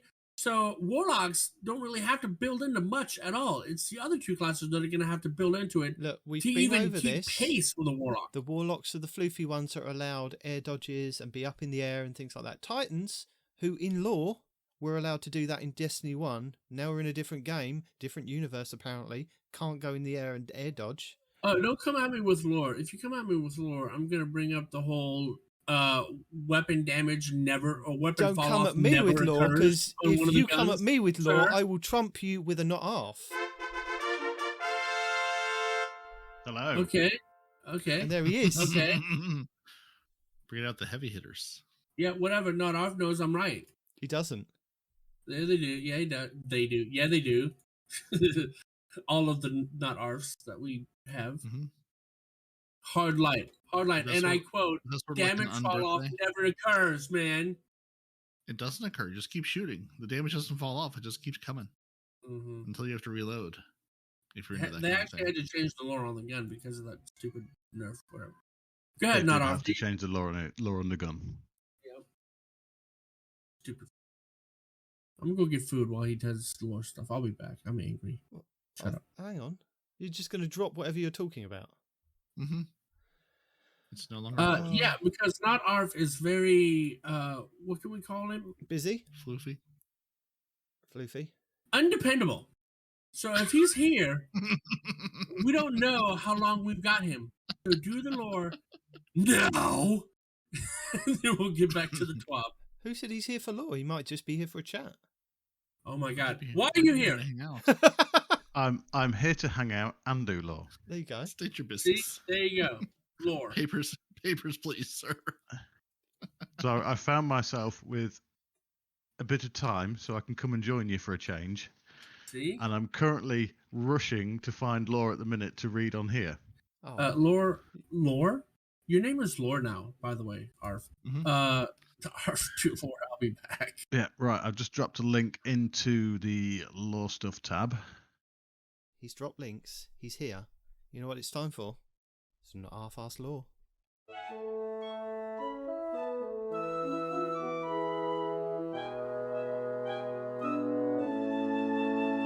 I'm sat here waiting for the actual jingle to play there. You just have to listen to the jingle in your head. Right. This is a book from Witch Queen called The Lucent Tales. Now, each entry is named from a ghost that you will meet going through the Witch Queen. So if we've already done the Witch Queen, we'd have met them. Yes. Okay, so these are the ones that you meet or you kind of come across while doing each story mission, is it right? That's right, yeah.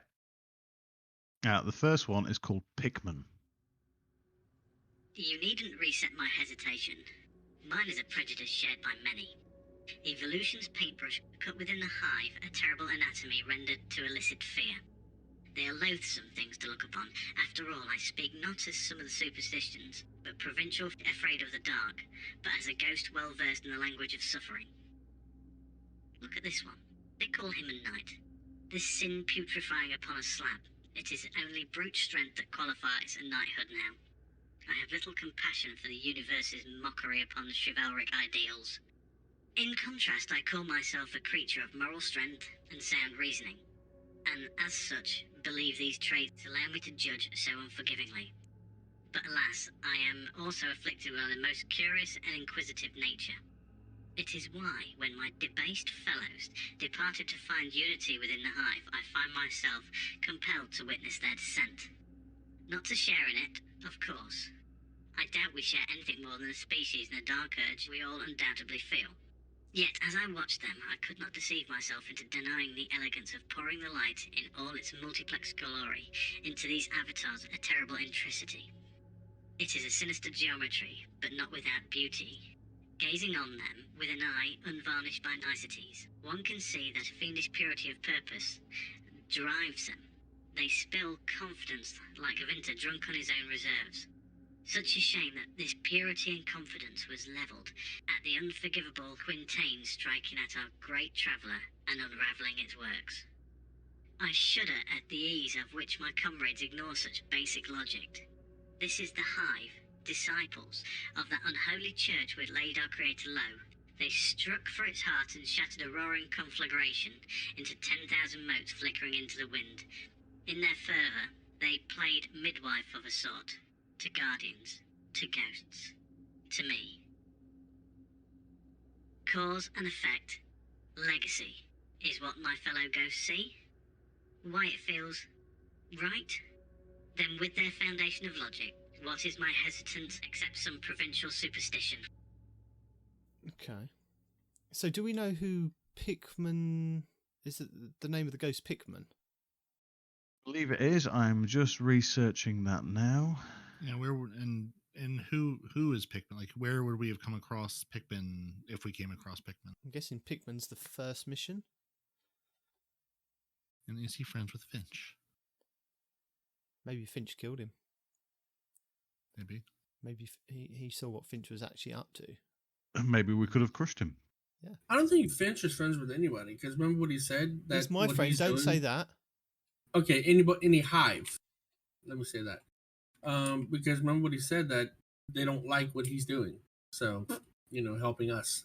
Yeah, the only mention I can find of Pickman throughout Ishtar Collective is through that entry. Basically, he's a ghost that's... Well, all the ghosts that went over to the Lucent Brood okay. were unpaired ghosts, and they couldn't find their guardian. Yeah. So they had a fascination with the Books of Sorrow. Now, Okay, there's been many times when ghosts have been unsure if they were actually resing the right things.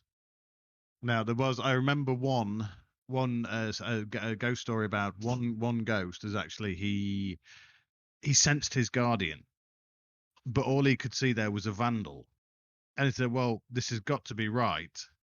So he resed it anyway. Turns out his guardian was actually underneath the vandal. Underneath the vandal, and it turned out all good. But that ghost potentially would have actually revived that vandal because he thought it was the right thing to do. Okay. Now, I find unpaired ghosts very naive in some respects, as we saw with what Glint when he was known as pulled pork. Okay, explain. He was scanning literally everything. He was scanning plasteel and all sorts. Yeah. And here I was thinking the ghosts were like, knew what they were doing. They weren't just faking it until they made it. And even then, maybe still faking it. Well, no, he was being thorough and naive, but he was being thorough to find the right thing. He just literally scanned everything. Now, I find our ghost was probably that way, because if you remember the cutscene in Destiny 1 where we were rezzed, he was scanning cars. Yeah. Yeah, but they did have all skeletons in the cars. Yeah, Did some they? DNA, maybe. I don't remember Or maybe there was a little skeletons bit of in dust. any Destiny You game. know that you can be res from just a little bit of dust. Okay, yes. But did you see the dust? Yes. Oh. Did the ghost see the dust? That's all that really There matters. you go. Yeah, If that's your all that ghost can matters. see the Is dust, if you're the good. ghost sees the dust. Yeah. So these ghosts that are kind of not sure and wandering around, the ones that are on the throne world, have they always been there? How did they get there?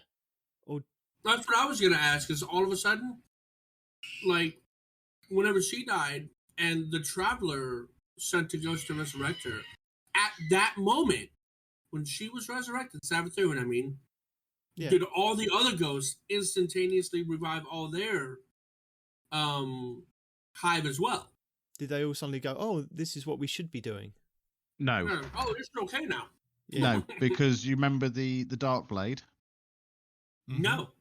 I remember killing him a bunch of times in the strike. Oh, that guy. Yeah. Yeah. Well, Stole his hat. the Dark Blade actually was killed by Savathun and then rezzed in front of the rest of the Lucent Brood. Okay. Why? Why? Just to demonstrate the power that they have, and it's a good thing. Is it though?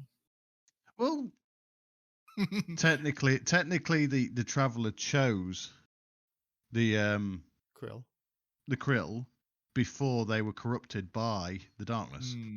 Okay. I suppose the Traveller still kind of supports us, even though we wield the darkness as well.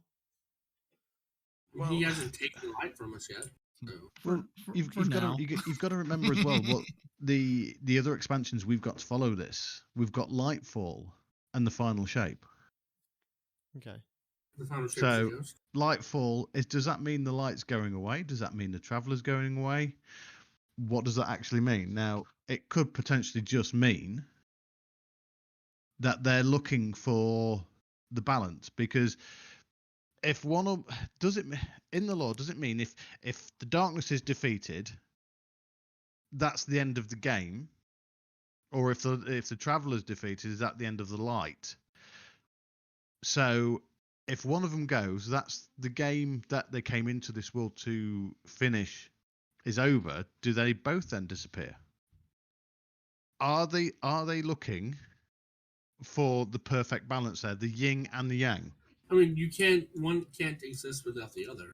Well, no, that's Exactly. What we're So always the told. brighter the light, Metaphorically speaking. Why can't one exist without the other? Okay, if you have light, right? Yeah. How would you know what light was without shadow to compare it against? But why do you need exactly? shadow?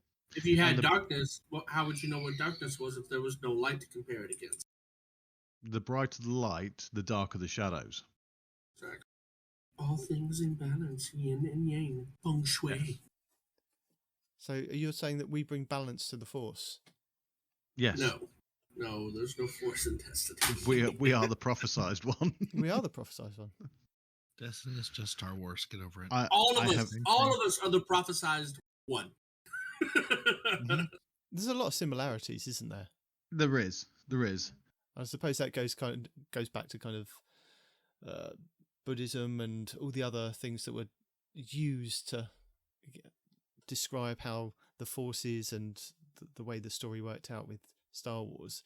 It's very similar to like Destiny with the yin and the yang. There has to be darkness, there has to be light, there has to be a balance, there has to be this. I mean, that was the whole beginning with the gardener and the winnower. What was the other thing?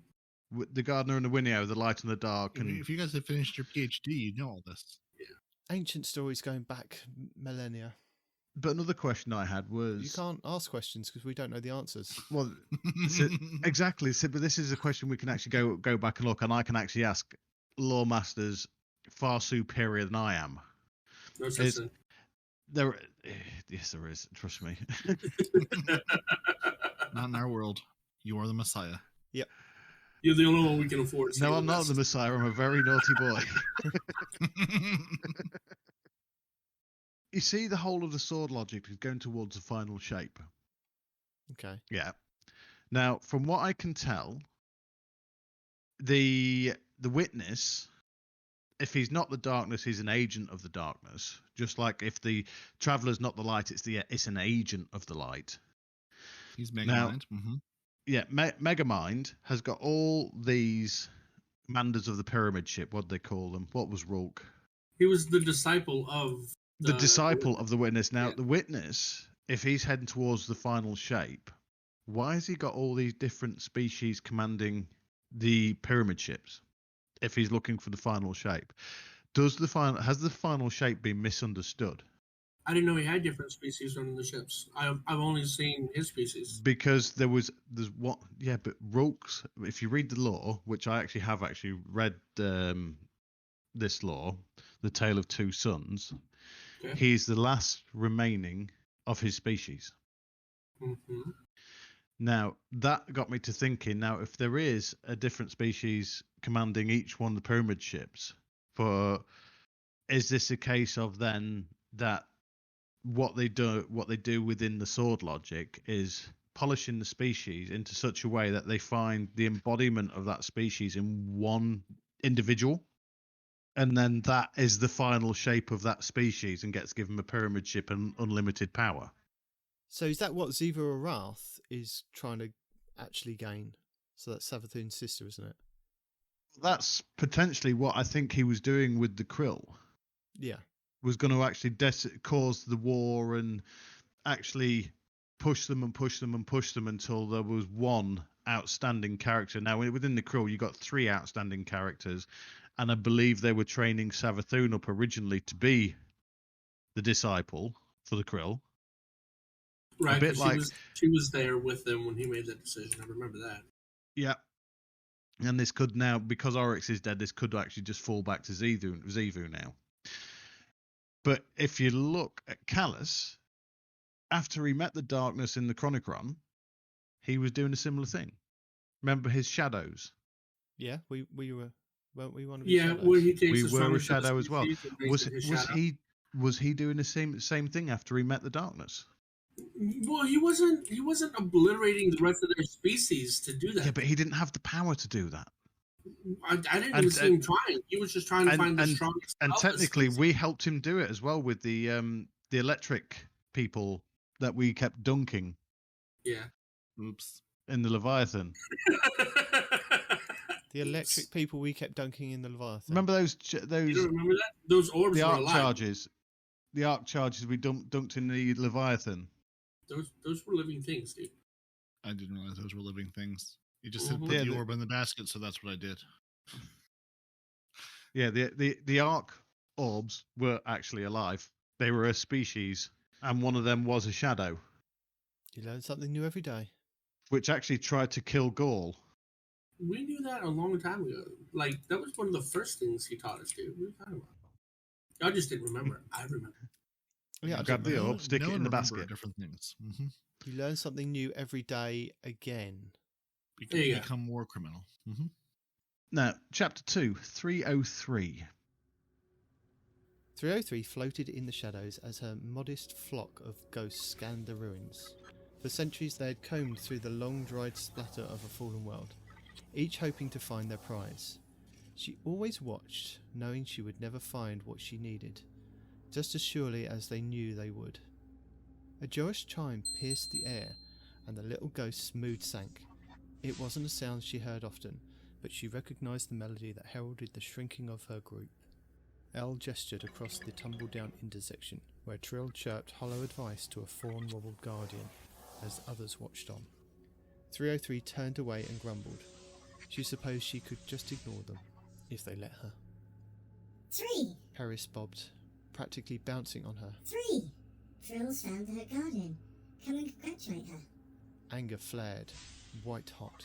Congratulate? Are you? You know what? Fine. 303 swiveled back towards the impromptu celebration and raised her voice. Hey Trill, congratulations on abandoning us all. 3. What? I'm so happy for her. I'm not resentful about our fantastical devotion to dead humans, the species who couldn't even stop the darkness the first time around. 3. This isn't the time. When is the time, Paris? When are we going to start asking questions? What did we just arbitrarily decide to dedicate ourselves to these squishy creatures forever? They aren't fit to hold the light. 3. Can't you at least be happy for us? Trill's voice was soft. 3 didn't respond. This is the way we form a bigger family and serve a larger purpose. That's what it's all about. But maybe after all this time, you still can't share that with us. Hal paused. She had often come so close to saying this, but always backed down before. Then maybe you shouldn't search with us. 3 floated, letting the ultimatum settle. Fine. There was nothing more to be said after that. One by one, the rest drifted away, resuming their work. Elle hesitated for a moment. Goodbye, 3. She whispered. I do hope you find your family. 303 turned away, looked up towards the night sky. The twinkling stars shone back like a million judging eyes, but she knew then, gazing at those quiet spaces between them, they were her family. Man, I thought the ghosts that were all snarky and like, why are we up to were the exceptions, not the rule. I didn't realize the ghosts were all like, why are we doing this? What is this crap all about? Well, that's the reason why a lot of them, because they haven't found their guardian in this whole time they've been looking. Which, if you go back to the time of the Risen, the first guardians, there could be a hell of a long time. You're talking hundreds and hundreds of years. And if you're looking for something for that long, with a bunch of friends, and some of them find what they're looking for and others don't, you could potentially get disillusioned with the whole thing. I've come to give you this big gift, but I can't find the right one to give it to. But look at the other ones that have given this. They've already given this gift to. They're just abusing it. You mean like people that get exotics in the raid and just vault it and never use it, but you can never get the exotic from the raid, or doing lost sectors repeatedly only to see somebody else get the drops and not you? Yeah, just like that. Over hundreds of Well, I was thinking more like the idiots that just throw themselves off the tower again and again and again. I mean, if you want to go that route. Because the Elixni already think that we abuse the light powers, or abuse the powers that the Traveller gave us. It sounds like the ghosts We absolutely do. I mean, look at the Crucible. We absolutely abuse it. We kill each other repeatedly for fun. No, it's a learning exercise. Is it? Yeah? I still haven't learned not to run around that corner at the same head height as I always do, but one day I might just get it. You might slide through with a shotgun and get whoever snapped you out with this. We have entire celebrations called the Guardian Games around that lesson, right? No, I skipped the whole Guardian Games. Same. But so neither of you learned your lesson. But here's another question I've got for you, and see what you think to this. Yes. No. The square root of pi. The speakers have always told of the Guardians. He would come, he would uplift us, he would give us gifts, and then he would leave. Well, I shouldn't actually give it a... I've just assigned its a gender, and I don't know if I should or not. We don't care, move on. People might, so I'm just covering our back there. Yeah, so it would come, it would uplift us, and then it would leave. Now, what if we were supposed to go with it? And there's only one species so far that have followed it. I thought it was the Fallen and the Hive that followed it. No, but he never uplifted the Hive. The Hive have always chased it, but they've always been off doing their own things. But when they find it again, they will come and try and take it again. So you're talking about the Fallen? Yeah, but the Fallen didn't go with it. It left, and then they chased it. Yeah, they kind of chased it. What if they didn't say yes? The we're going to go Traveller with is trying to do. He's trying to make his own version of the pyramid ships. So he uplifts a species. They become technologically advanced, build ships, and then travel with the Traveller, keeping their light. And then he does the same in the next system. So potentially by the time he leaves our system, he'll have us, he'll have the Elixni, he'll have the Cabal, all in a fleet around it. And possibly the Hive? That's a clear violation of the Prime Directive. Right. What, the rules on first contact? Yeah. you let them evolve at their own pace. You don't interfere with it. So is that the purpose of the Traveller, is to assemble an army to fight the Witness? Because I'm still not quite sure if the Traveller is the light or if the Witness is the darkness. I'm still not 100% convinced. Yes, they may be agents of said entities, and their purpose is to assemble armies to fight. What would it matter if they were agents versus, them being the light and dark themselves? Right? Because that means that if they are an agent, we've still got a big bad above them. Okay, that's the only thing. Yeah, then we need to speak to their manager, or maybe their manager's manager. We don't, if you're just an agent, you could be the agent, or you could be an agent, or one of many agents. So basically, we just have to turn into a Karen and go, "I want to speak to your manager." I was thinking it, but I didn't say it. So I really appreciate, Ishtar introducing us to these new ghosts and people. And then I say, oh, let me go and, search 303's name and see where else they appear in the lore. It doesn't. It's same with Pikmin. It doesn't come up nowhere now. at all. I'm a brand new character. Go, oh, am I supposed to know? I feel the same way I know about any new character, like Game of Thrones being like, we're going to introduce you to these 9 new characters. Yeah, but do I need to care? Like, are you going to be here in an episode, or are we going to introduce you to these ghosts and then never again? Inquiring minds want to know: do I need to care about 303 and Pikmin? Or are we never going to see? I mean, look at Glenn. We heard about pulled pork years ago, and now he's Crow's ghost. Type: Private Medical Log. Parties: 1. Ghost type designate Krill. Associations: Light, Lucent Hive. Text decrypted. Transcript follows. Ubatu Anna blames me. Naturally, he insisted on naming me Krill in our first exchange because he claims I am as smart and useless as the weak pests that the hive evolved from. Cruelty and superstitions are his nature, but it makes for a poor physician. Still, poison is a logical, if ignorant, hypothesis for the condition. Patients report various symptoms: mood swings, headache, insomnia. Primary symptoms remains the growths. I hesitate to call them tumours. No sign of metastasization. One must be precise in terminology, after all. After some clumsy exploratory surgery on my inner workings, Ubatu Anna seems content. I am not some Trojan horse. Wouldn't that be ironic? Ghosts sent to reclaim the hive from death, only to wipe them out by dispersing pathogenic specks rather than light. As I said, ignorant. Biopsied a dozen growths, no clear results. The masses within a primitive protoplasmic, little more than interstitial fluid and proteolytic amino acid. Primordial soup, as the humans say. No sign of infection, but curiously, the lining of these cysts, for lack of a better term, seems to be saturated with immune cells. Further biopsies will be needed. Wondrous developments. Biopsy 37 yielded aggressive results. I pierced the cyst to discover not fluid, but a life. A winged arthropod attacked me, defending its host. I estimate lots of its body remained upon destruction, but it seems to be more energy construct than flesh. I plan to take the next specimen alive for vivisection. Confirmed.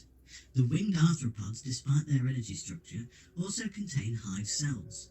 I theorize hive physiologically, unaccustomed to light exposure, is attempting to isolate it like an infection.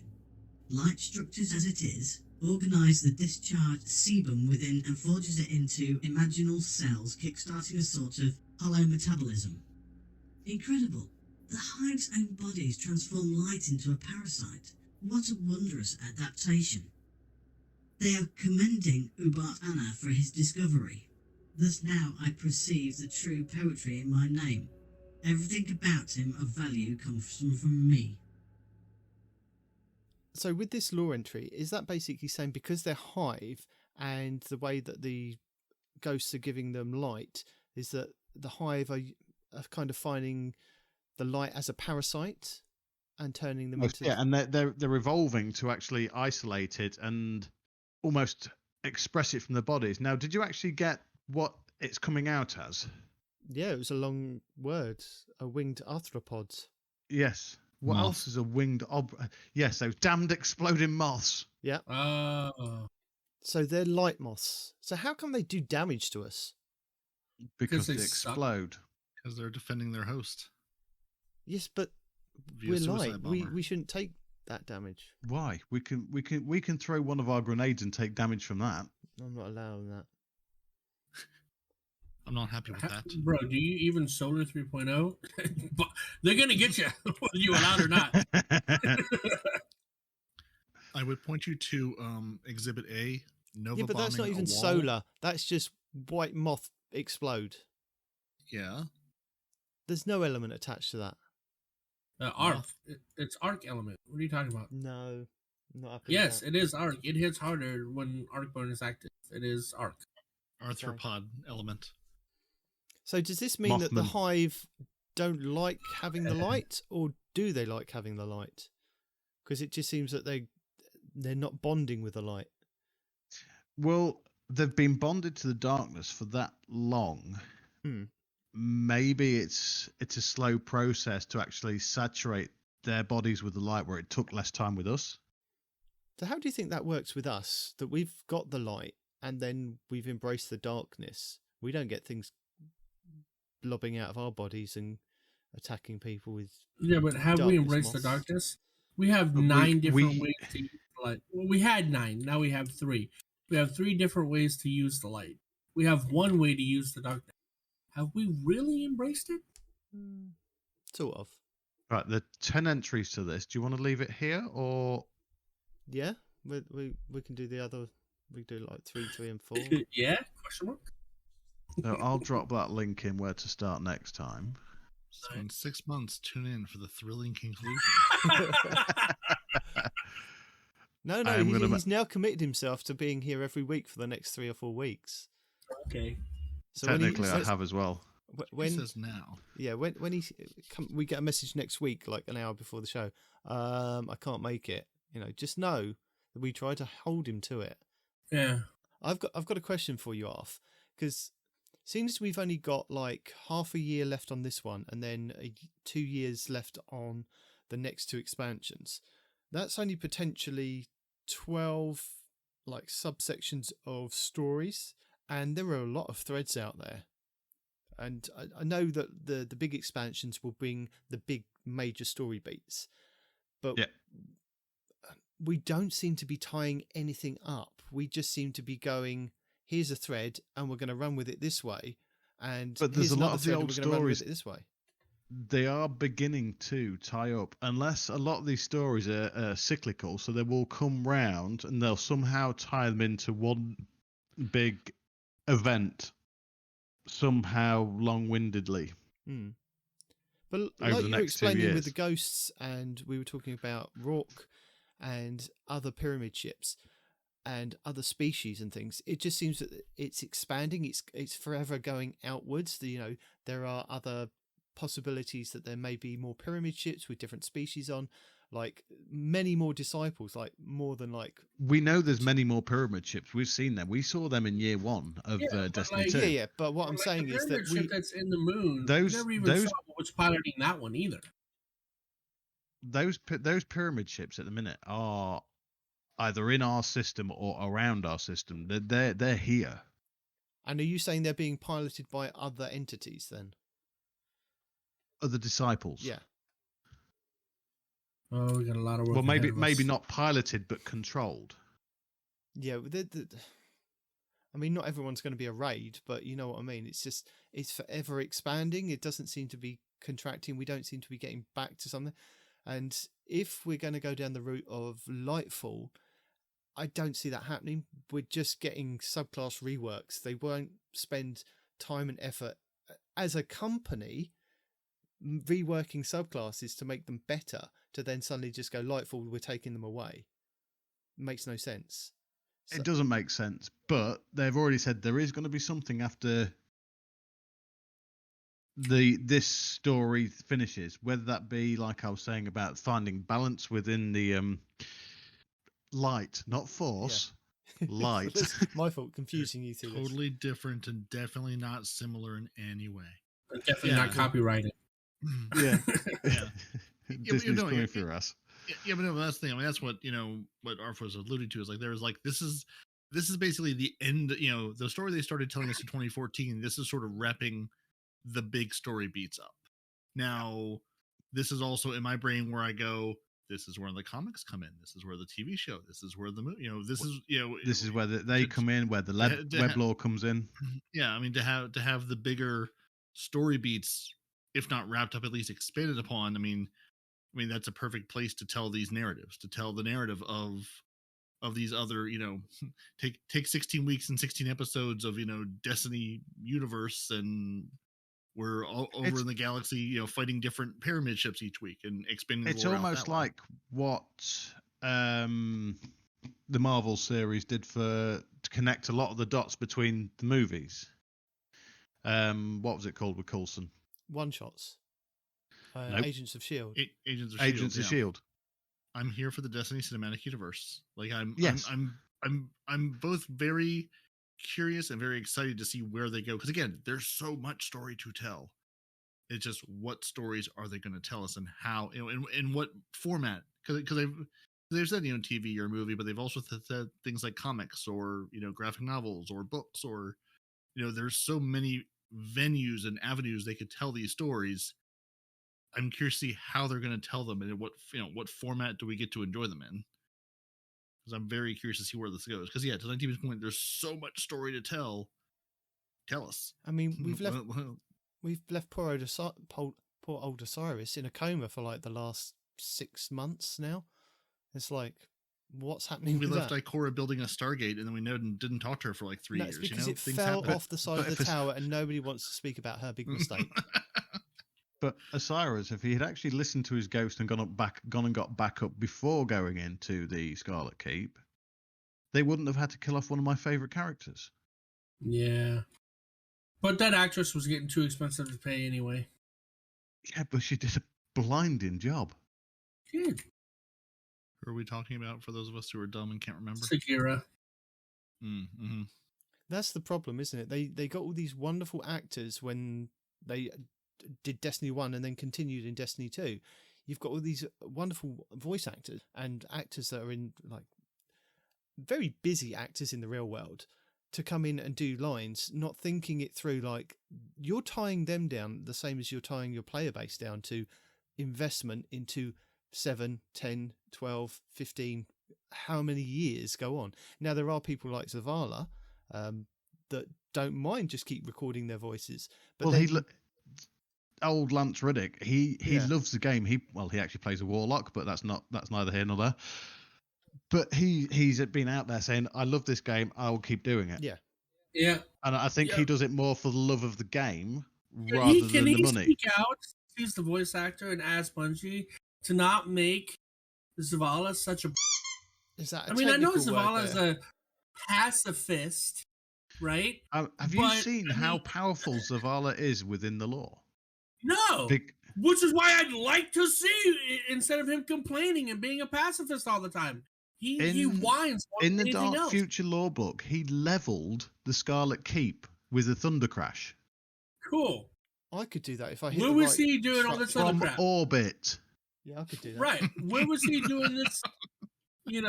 Where's he at now? He's in the tower whining. And now he's having an existential crisis with dead family members, but we're not going into that either. It's just like all he ever does is whine and complain and tell us. Anyway, getting back to the point of the voice actor. You think of that. Hang on. You think of that, but you imagine how much all the Guardians have gone through, and he's an Elder Guardian as well. Sure. Surely he's got a bit of PTSD kicking in there. Yeah. I saw a Bubble Bubble that couldn't even stop a couple of missiles. So, that's the extent of his power that I've seen. Getting back to the voice actors, they've got somebody like Nolan North because they know that they need forever dialogue for the ghosts. So they need somebody that is a voice actor that is always going to be there to be able to record their lines. But I don't think they thought it through when they put Nathan Fillion as Cade. This is amazing. He will come in and do this. And then when they didn't need to. He made an amazing Cade. When his conflict, he did. When his schedule contract, when his schedule kind of conflicted with recording, they had to get Nolan North to record Cade lines, and then I don't know whether it was part of the actual story or it's because they knew that they couldn't carry on Nolan North as Cade and keep up the facade. The same with Ikora. We've had to change the voice actress on that because obviously there's scheduling conflicts with the original actress, or maybe they have to pay her too much that they can't do anymore. We don't know whether it was scheduling conflicts or it was actually because the actress was demanding more of a fee now because of who she is. But that's what I'm saying. You don't know whether it's those things that have influenced it. They should have got actors or actresses and contracted them to 7 years of Destiny, or even longer than that. But like Nolan North, that they know that they're going to need him for the entirety of Destiny. Yeah, but if they had done that, we wouldn't have the good memories we have of Dinklebot. But Cade, that was the mistake that they made with Dinklebot, is that they thought, oh, we've got this world-renowned actor, we've got him to record these lines, and there was only so far that they could go with those lines, and then they went, we're going to now have to re-record all of your lines with this other actor. They were great, though. They were great. I mean, him being there alone probably hooked a bunch of people. Because I know, Cade is what hooked me. Because I loved him as an actor. I love him in Serenity. I love him in all kinds of stuff.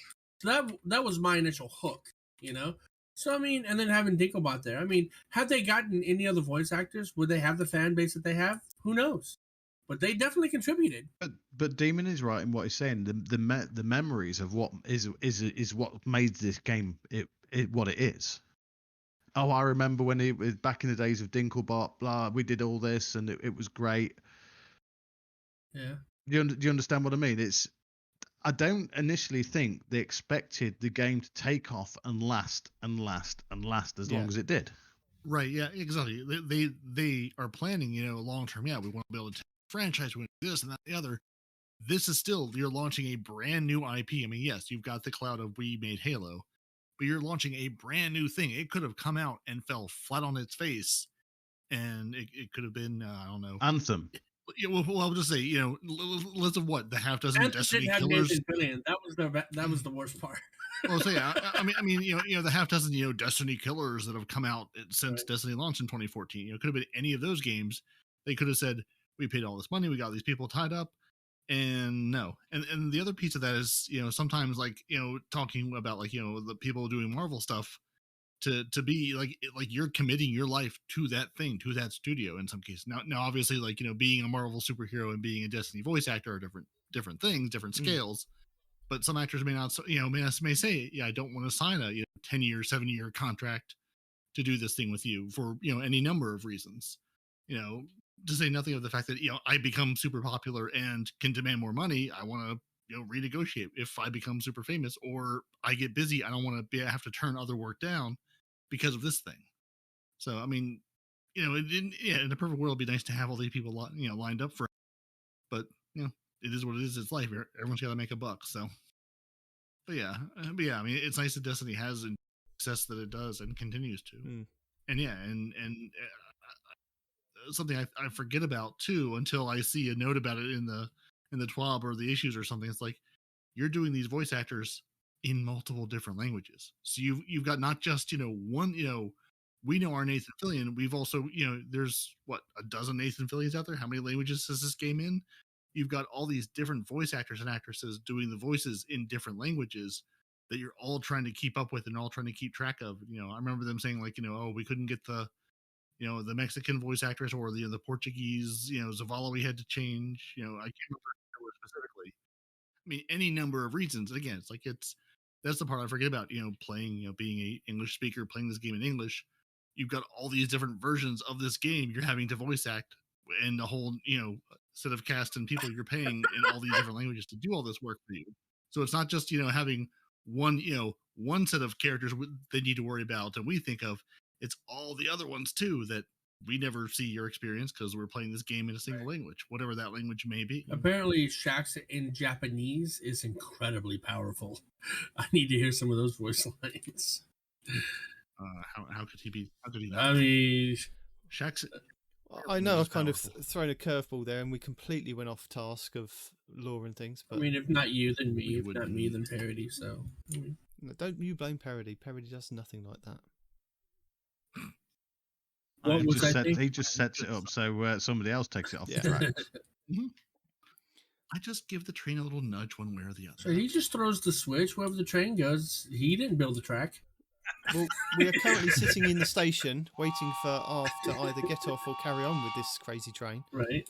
It's entirely up to you, Arf. Are you staying for the duration, or are you? I'll stick around for a little bit longer. He says this. So let's go back to our TWAB. We were talking about up in the air. So yeah, our airborne accuracy, get your numbers to 60 or get good scrub, or just don't jump and probably solve. Halfway down in the paragraph, they go, firstly, the Season 17 patch notes included a line that incorrectly stated that all primary weapons have their airborne accuracy penalty removed. This should be qualified as, at 60 airborne effectiveness, all primary weapons have their airborne accuracy penalty removed. So they lied. Which I feel like they told. I feel like they told us that. It was definitely in the patent note, but I feel like they definitely said like it needs to be 60, or you're going to incur a penalty. There was a lot of numbers and there was a lot of confusion, and I think the way they made it sound was that you had to build into airborne effectiveness to actually be this sky sniper, be the person that uses weapons jumping around in the air. Warlock. Yeah. And something funny that I heard this week, I think it was on the DCP podcast. You know the Warlock helmet that does blink, the Astrocyte Verse? The one you referenced The Astrocyte Verse has a buff for airborne accuracy. How the hell do you use a blink helmet and have a buff to airborne accuracy? That is insane, unless you're kind of blinking up in the air, straight up in the air to actually get the accuracy, or not using blink at all. Well, Astrocyte was saying that in air is a misnomer. Because you know how when you like drop down a step, or when you trip over a pebble, anything that brings you off the ground for any amount of time incurs that penalty. Yeah. So if you're walking downstairs while trying to fire at somebody, you're incurring that penalty every step. Yeah. You know? Yeah. So don't walk down steps. Stay flat. Don't jump. But the problem is with this game that you're jumping all over the place. Yeah. No, we don't believe in jumping. We stand and deliver. We don't jump. That's the thing. That's where you've gone wrong. You spin up the chain gun and you deliver. You grab the auto rifle and you deliver. You don't need to jump. The other thing stops moving if you put enough bullets into it. Yeah, that's true. Unless you're in Iron Banner with no Iron Banner weapons or ornaments on, and then you just get shot to hell. True. Again, there has to be the other end of that equation too. You either do the delivering or you deliver too. So is there anything in this update to the airborne accuracy that we need to kind of get out to people to make them understand? Or is it just... Yeah, for this reason, we recommend that you try to hit one of the most important thresholds on any primary weapon. 30 airborne, or AE, airborne something. 30 AE effectiveness. Thank you. Similar accuracy to preseason 17 Icarus script. Suitable for jump shots at mid-range. A hand cannon's accuracy cone at 30 AE is 0.48 degrees compared to 0.47 degrees last season with Icarus. 60 AE fully removes the airborne accuracy penalty and allows for more accurate, longer range airborne shots. So basically, if you have 30, that's equivalent to putting on an Icarus script from last season. If you have 60, you have no penalty at all. Is what they're saying. Keep in mind that special weapons are penalized more heavily while airborne than primary weapons and must get to 100 AE to eliminate airborne accuracy penalty. So, recap. Primary weapons, 30 or 60. Special weapons, 100 or 100. Shotgun spread angle is heavily penalized at 0. This penalty is reduced with higher AE and eliminated at 100. We're keeping an eye on feedback on airborne gameplay in general, everybody hates it, and are looking into cases where players miss shots they feel like they should have hit. In these cases, it helps a lot to know exactly what the player's build was for the occurrence. So if you're posting a clip or making a comment, please also include the weapon with perks and mod, exotic armor, and any subclass build, including aspects and fragments that you were running. This could be in text or by making sure screenshots or videos show the build elements. That right there, Astrocross had a video where he was testing this in-air accuracy stuff, and he put it in slow-mo so you could see frame by frame. His aiming reticule was over the guy's head, and it hit just to the right of his head over his shoulder. So even though Astrocross's aim was on point, the bullet still missed. So yeah, I mean it's just wonky. The whole thing is it's dumb. What I'm confused about is where it says about the primary weapon is at 60. So for example, I'm looking at like a crate auto rifle here, and it says my airborne whatever it is in Destiny Item Manager is 15. So even with putting on the Astrocyte Verse for the Warlocks, it says that will improve my airborne effective stats. Hang on a second. Provides a moderate benefit to the airborne effectiveness stat of all weapons. That hasn't changed in Destiny Item Manager with me taking it on or off. So how am I, as a player, going to understand how that's working? Isn't this all coming in season 18? Next season, which is another thing that makes no sense. Next season, no, not even next season. 2 seasons from now, you'll have that AE stat on your weapon so you can see in-game what's actually happening. Yeah, but what I'm saying now, at this point in time, Nothing. you can look in Destiny Item Manager and you've got the stats there. So I can look at the weapons now in each individually. But what I'm saying is I had the auto rifle in my primary slot equipped.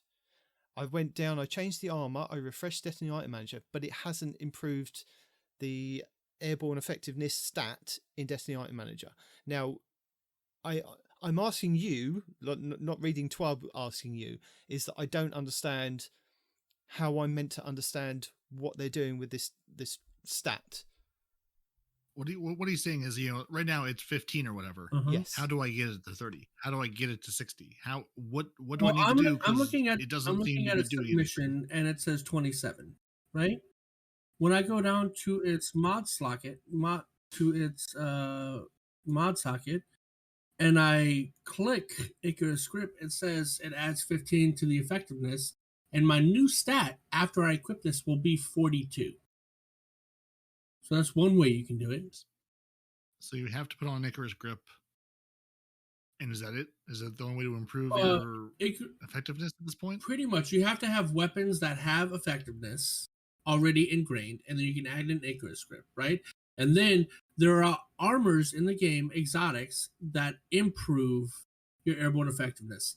There was a list a few weeks back that had every piece of exotic armor and how that affected your in-air accuracy.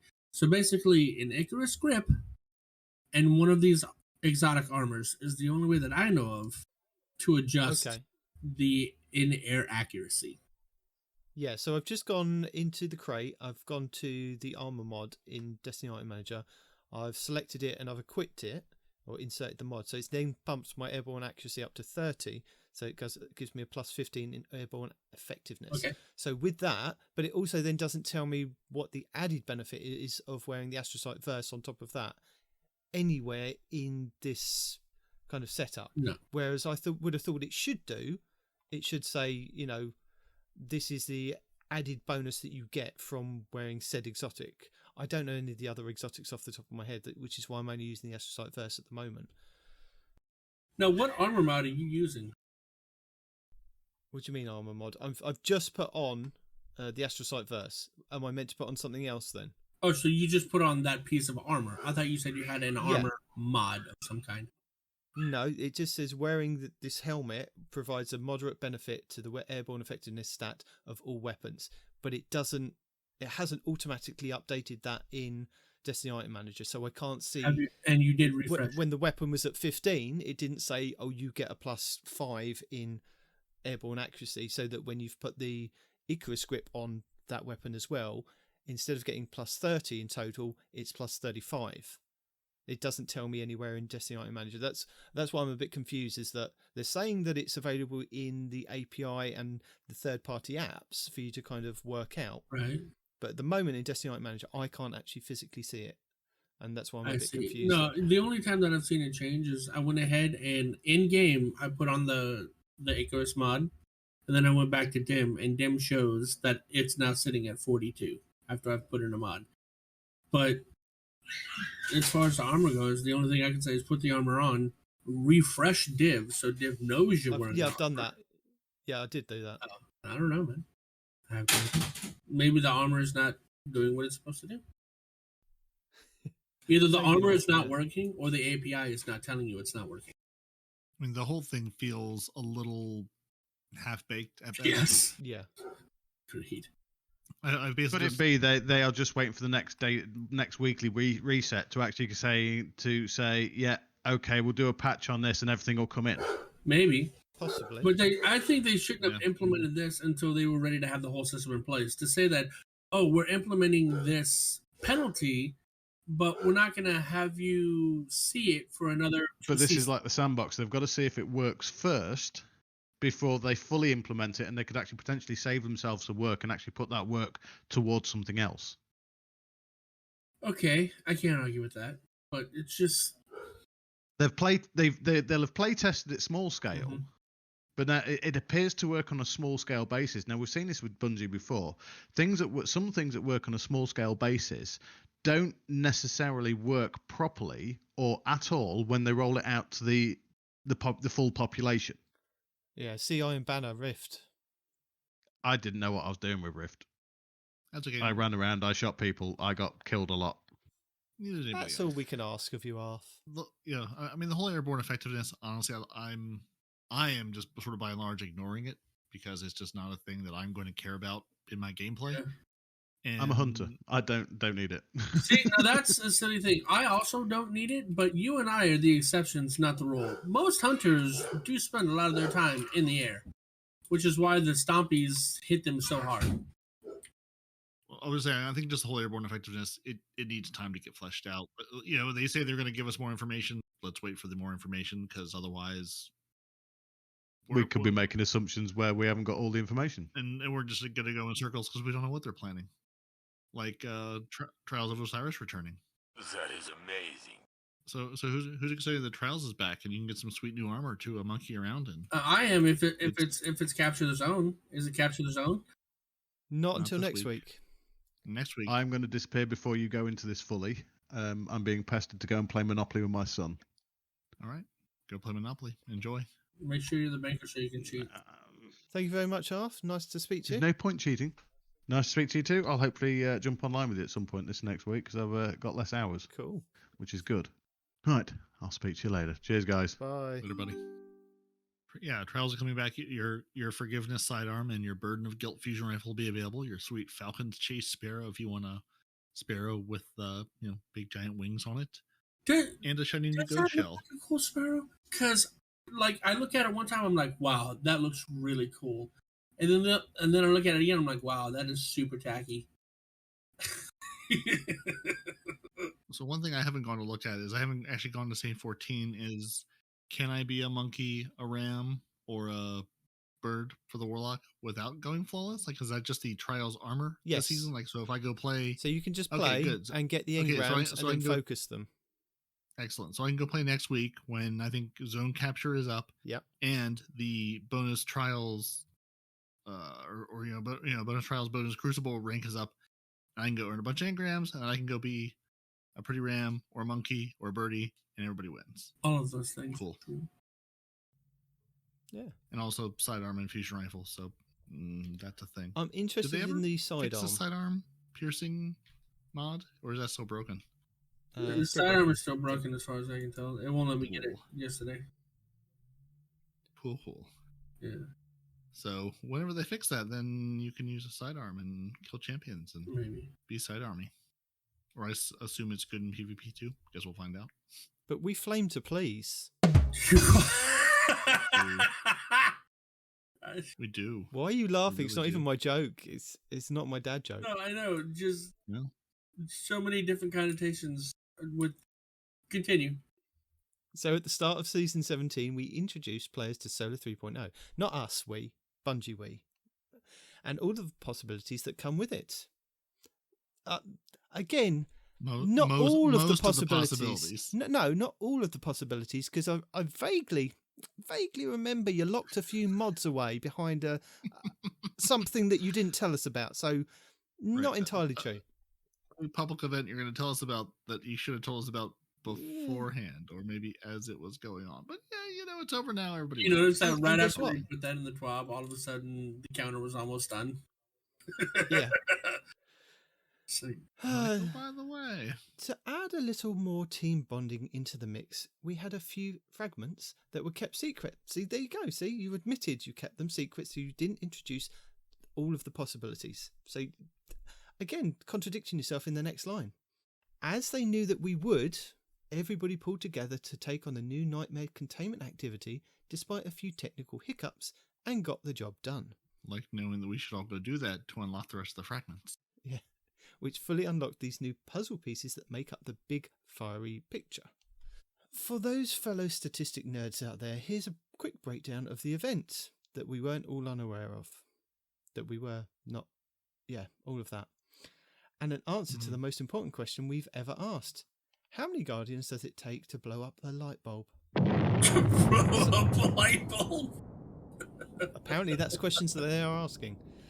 So I would assume one. Yeah, over 1.6 million players completed at least one nightmare containment during the event.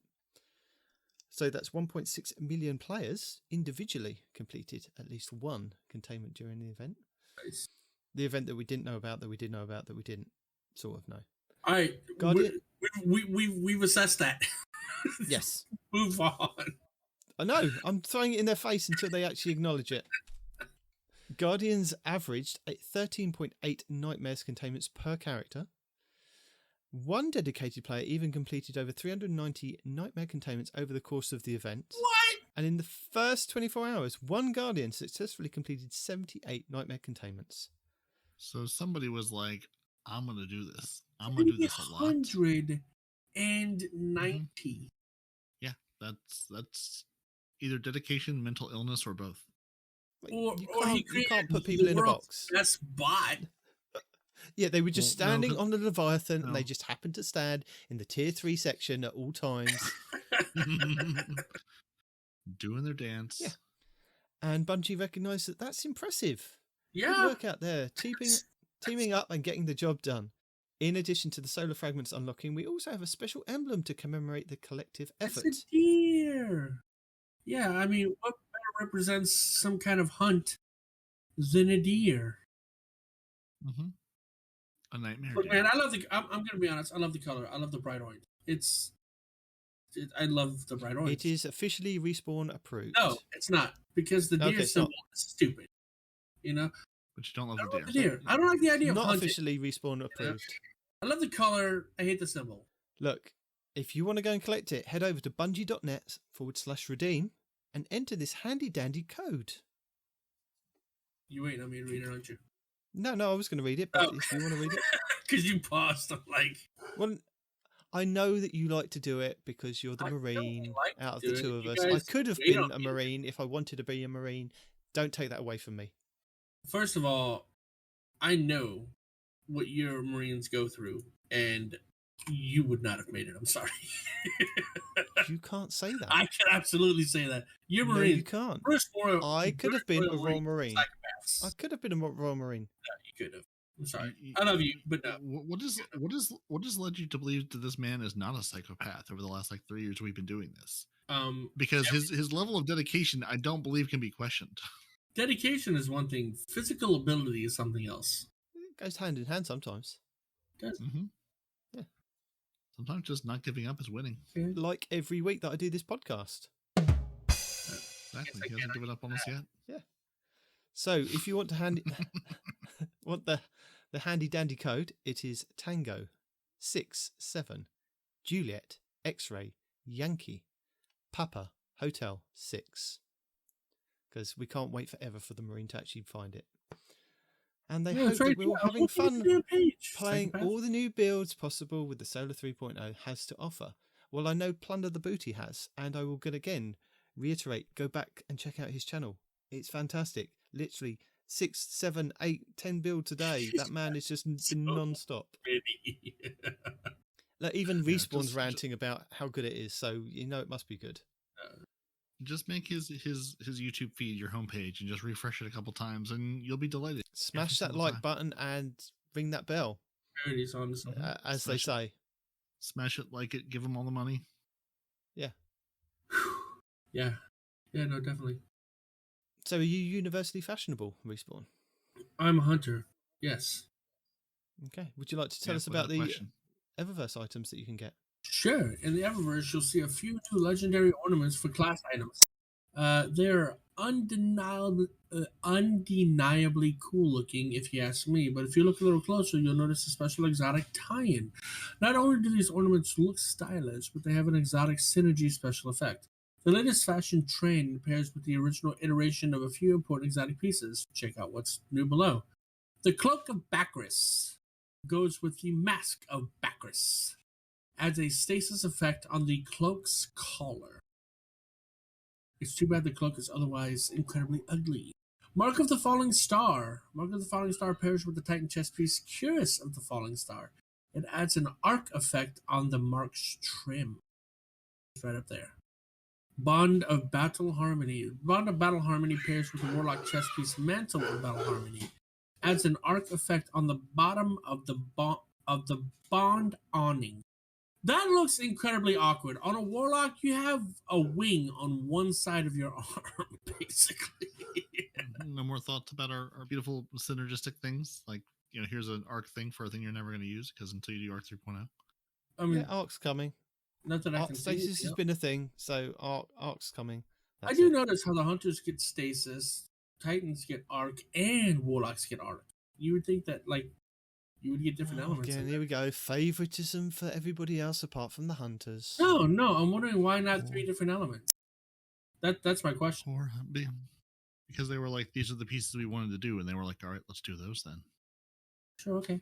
Also, just to let you know that the Pride team saying that you can still get the pin available if you want, and the LGBTQT banner that goes with the pin. So head over to the Bungie store to buy that. And thank you if you've already bought it. Okay, so player support report. Our player support report is don't play on PlayStation 4. PlayStation 4 is the Telesto of the Destiny universe. It's where all the problems happen. Could have told you that. Just like if you're trying to get your silver to sync. There's issues on the PS4 causing players to encounter missing licenses, delayed silver purchases, or incorrect silver balances. So if you're on the PS4 and things aren't going great, play somewhere else, or just turn off the game and walk away from it. PC has you don't need that silver. Sources, my friend. Come. You didn't really buy it. It's fine. There's an Artifice Armor mod slot clarification, so which with the hotfix we told you about earlier, they partially so you say you resolved the issue. Now you partially resolve the issue with your Artifice Armor losing the mod slot. So your newly acquired Artifice Armor will now have the mod slot. However, we're continuing to investigate a fix for existing armor pieces, so they have not retroactively fixed your Artifice mod slots on armor pieces you do have. But any new Artifice Armor you earned after reset and the patch on Tuesday will have the mod slot.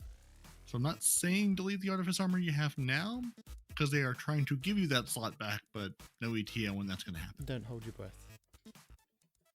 No, don't do that. You're going to pass out and die, and it'll be very sad. So, resolved issues, we told you. Although, why did you not put these things in the patch notes for the issues that we read earlier, guys? Because they did that on the Tuesday, and then by the time they got to Thursday of writing the TWAB, they realised they hadn't fixed half the things that they told us that they had. Yeah, so they fixed 2 of the issues we already talked about, but the third one being when in the tower, some character previews appear extremely zoomed in, and you just get a shoe. That's all you get to see, just a shoe. Who throws a shoe? So that's been fixed. Bungie throws a shoe. Who doesn't throw a shoe? Your entire character reduced to a single shoe. Your Iron Banner challenges, if you are not an Iron Lord for some reason, they're currently investigating issues with the Iron challenges ending earlier than the intended weekly reset. Players will still be able to progress the incomplete challenges during the next Iron Banner coming up in July later in the season. Ruh-roh. Your Guardian Games emblem So this is the one, if you got into the 10%, top 10% of the Guardian game scoring every week for the 3 emblem weeks. is now available to claim. You need to go claim it from Bungie Rewards, bungie.net/rewards. Logged in with whatever thing you use to play this game on. Go there. There is a digital rewards button at the very top of the page. Click on that. You have until July 7th to claim the Guardian Games Glory emblem. Otherwise, you don't get it. So if you've earned it and it's available now, go claim it. If you didn't earn it, you don't get to claim it. And if you don't claim it by July 7th, you're never going to see it. It's the one with all the nice little flags on it. I did not earn it, so I don't get to have it. But if you can earn it and have it, go forth and do so. Now that we fixed things, friends, we broke things. Not we, Bungie. The Callus Mini Tool and the Drain Baroque don't get Gold Masterwork borders after upgrading to 2 enhanced traits. They don't. No borders for them. Your Trials of Osiris gear may have the Flawless Glow enabled by default when a player has not gone flawless. So if you've got fake flawless looking armor, go in there and get stomped and continue to rock everyone be disappointed thinking you can carry them. Your item tooltips disappear when players dismantle items in the Postmaster without moving the cursor. Yeah, they do, which is really interesting if you're trying to go through 20 things in your stupid Postmaster having to wiggle your cursor the whole time. Yep. The Pyretic Footfalls ornament for the Path of the Burning Steps exotic appears in the Phoenix Cradles ornament section. So, solar boot's gonna solar boot. Sometimes step 4 of the Iron Banner's Forging Iron quest does not complete when obtaining the Iron Banner engram from Saladin's inventory. But sometimes it does. The achievement/trophy for unlocking subclasses no longer completes. Iron Banner Crucible intro does not display any player stats, which we won't care about till July. Maybe they'll fix it before then, maybe not. Bells in the Duality Dungeon can be activated with splash damage. Some players get trapped inside the Gauntlet obstacle course in certain Sever missions, blocking them from obtaining rewards. Oh, that's stupid. Yeah, because you have to go back outside, don't you, and select the treasure chest to actually unlock it. It doesn't just explode open. Mm-hmm. And to back up just one step, that splash damage includes if you're wearing a Lorelei helmet and you get hit and you drop the fire pit at your feet, that includes that, by the way. Don't stand near the bell with that, then. Don't be silly. Yeah, no, you stay alive like that. 6 feet from the bell. Don't be minimum. a silly respawn. Be a sensible night demon. Mm-hmm. Hey, Nitedemon, how many times have you done that, by the way? Lots of times, actually. Really? Oh, okay. A sensible number of 0. Yeah, I could guide you through with my eyes closed. Good, In fact, I'm doing it now. I'm just not telling you. I will record that. Come on, you and me. There's also an issue with people trying to use their synth weave to unlock the new armor synthesis ornament from the appearance customization menu. Players can work around the issue by unlocking the ornament via the individual armor preview after selecting it to preview their appearance. Or you can just ignore the entire system until they make something a little easier to use. And that's your known issues. Those are your fixes. And until next week, we'll have more issues and more fixes. As always. But now we've got art and movies with Final Fantasy Destiny trailers, Duality Fan-Made trailers, and the best question of them all: how much bird feed has Saint 14 actually bought? So if you too have been wanting to know this burning question, we have a 3-minute and 2-second Deacon approved, also demon approved. The answer to the question of how much birdseed has Saint 14 actually purchased. And then we have a lovely skull warlock, another fancy warlock with flaming head, and then just some folks hanging out doing a spacewalk in good old Destiny Land. And now we're delving into week 3 of Season of the Haunted. The storylines get intense. If you haven't experienced already, go get some tissues, maybe some comfort food just to be safe. Trials is live. Solar Throw changes have happened, and they're looking at feedback from the community. You know where to tell them things. Tell them nicely. Don't scream at them, because then they just won't do what you want them to do and just block you immediately. Go play Containment. Go play Sever. Go play the game. Don't forget to drink your water and take your vitamins. Until next time, stay kind and go give Zavala a big old hug. We're not done yet. Don't do the closing. He's not. He's I'm not just doing the reading closing. I'm reading the words of the Okay, club. okay. And as we're talking about Or- Nightmare Containment and Sever, I just want to let people know there's a little tooltip. When you go on the Sever mission, although it will have the current week's Sever mission for you to play, if you actually click on the name of the mission, it will then give you a drop-down box. You can go back and replay the other missions again. So if you've missed out on the previous weeks, or even if you're on like week 2 and it's just got you week 2, the drop-down box will then let you select week 3 as well. So if you want to do all of them all in one go, you can do that if you like. So again, it's a bit like the Castellum with the drop-down box. Drop-down boxes that they don't tell you about these days. You just have to be a Destiny player to know how this game works. Also, if you're doing the containment mission and you get the orb, do I have one in stock? I do not have one in stock. But you get a purple orb from the chest or from the red orb. Huh? Is it a red orb? Is it a red yeah, orb? the red orb. Yes, the red orb. You can only hold one of those. No, not true. I can only hold one. That's because you're not special. How many can you hold? I can hold lots. How many do you have? Are we talking about the bound presence? That's what he's talking about. The thing you need. Do you need to open the chest and the Sever activity? Yes. I've only ever picked up one, assuming it can only hold one, because Bungie never tells us what can hold multiples of. So I've dutifully got my bound presence, run the Sever mission for the week, right, and then ignored it until the next week. Well, see, you know you can get it multiple times, right? So what I was saying is, I had one in my inventory, and then I spent the 500 at the tree, and it dropped me another one. But that other one did not show up in my inventory. It did not go to my postmaster. So I'm like, oh, I can only hold one of those. Fair enough. So I was like, every time I got one of those, I would immediately do the Sever, open that chest, and then come back to continue on, right? And until I got another one, then I'd go back and do the Sever. Oh, okay. Well, yeah, I've got 2 currently on me at the moment. Okay. Maybe it's just me, but anytime I see them, I go do the Sever because the Sever also gives you opulent umbral energy. So there's no reason not to do it. If you're looking to grind the armor like I've been doing, go do that right quick. It's really easy. It's really fast. And you get anywhere between 7 to 10 umbral energies for doing it. And then you hop back into containment, continue on, Bob, etc., etc. Okay. Bob, I told you, Bob is not my uncle. I stopped myself. And if for some reason you have not been paying attention to the story because you're lazy or you play the game on mute, Esoteric, who we haven't said in a while, haven't said his name in a while, has the first 3 weeks so far, all the cutscenes, all the dialogue, including all of Callus's ramblings in the Duality Dungeon. So if you want to get sort of caught up, or if you skipped a cutscene or somebody skipped a cutscene against your will, Esoteric has the first 3 weeks so far, which I assume he'll continue with through the season to see all the various bits and pieces. Mm-hmm. Okay. Well, I'm going to go ahead and put this so you guys can read what we're reading. First things first. Response report roundup. I was going to say, we haven't had an introduction to it yet. What? Sing it again.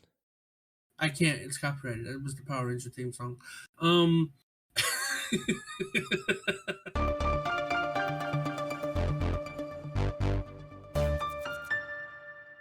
So a Senate nomad a while back was complaining about the whole in-air accuracy thing. He says a lot of colorful words to Bungie, and then Bungie replies with a line. And he is not happy with it. I'll tell you what it says in a second, but his reply to Bungie's reply is, "Are you kidding me with this line?" A Senate nomad is in a very unhappy place right now, guys. And the line to which he's referring to is, firstly, the Season 17 patch notes included a line that incorrectly stated all primary weapons have their airborne accuracy penalty removed, something we've already discussed. This should have been qualified as at 60 airborne effectiveness, and further qualified as for primary weapons only is where they'll have their penalties removed. So a Senate nomad is very upset at Bungie's reply. And Paul Tassi says, so is Destiny 2 bringing the Leviathan raid back via @Forbes, and there's a link, right? So Paul Tassi is asking if Destiny 2 is bringing the Leviathan raid back, right? And Kingsley Mack one of our fellow hosts, not a member for Bungie, not an employee for Bungie, not a representative of Bungie, replies to Paul Tassi and just says, "No." Maybe the Guardian Hub has maybe they've got inside scoops. Yeah, that's what I'm saying. You should go over to the Guardian Hub and check them out and see if they have, and report back to us. Maybe Kingsley had accepted a job with Bungie now. Maybe he's working. Well, for that's them. how it goes. You get a podcast, you do some stuff in the community for Destiny. You're more than likely guaranteed to get a job at Bungie, especially if you live in America. Me over here, I'm not. Yeah, no, we totally missed out on the parody. Do you feel like? Oh, that was a very musical. That was a very musical robot then. Fucking out, you just did. Well done, response. Oh, I said Parody, do you feel that way? We talk about Bungie, we represent Bungie, and then we go work for Bungie? No, you don't represent Bungie. You have a podcast. I mean, that's how I figured it worked. I mean, especially since they just opened up both Maryland and Virginia as part of their states this week. So yeah, I think that's what they're telling me is they're saying we're opening these states up to you. So clearly, the next step is to get a job here. That's what I assumed. Anyway, so did Destiny Bulletin respond? Destiny Bulletin has posted a link to Spotify. That is the original Destiny 2 Witch Queen soundtrack. Therefore, the Witch Queen OST is now available on Spotify for all of you Spotify lovers. Boop. So that brought us back however many weeks ago to when people were very upset that they were taking things down, which was partially, someone nefariously striking everything that was out there, but Bungie saying, hey, we're cutting down on you all posting the music because it's going to be available eventually. Well, we're at eventually now, at least for the Witch Queen stuff. Yes. Whatever. I still don't think those people should have been punished, but that's neither here nor there, I guess. Point. All right, so Destiny Bulletin says, looks like the Helm will get infected by Aragorn in the coming weeks. Don't know if it's been like that, but we can now see tiny spores in the air. You can. Dun, dun, dun. Wander around the normal Helm outside where the crown is, where it shouldn't have the spores, and there are like little dots, kind of. We just keep introducing weird stuff to where we live, and then wondering when. I just want Siva back, dude. If you're gonna introduce something infectious, bring back Siva. Come on. This is Siva 2.0. So does that mean we're gonna have Outbreak 2.0? We've already had that. 3.0, 4.0, whatever. No. Destiny Bulletin says, plus the Season of the Haunted Silver Bundle features an image with fully infected Helm in the background. So yeah, we see the spores in the air, and then it shows a fully inspected Helm.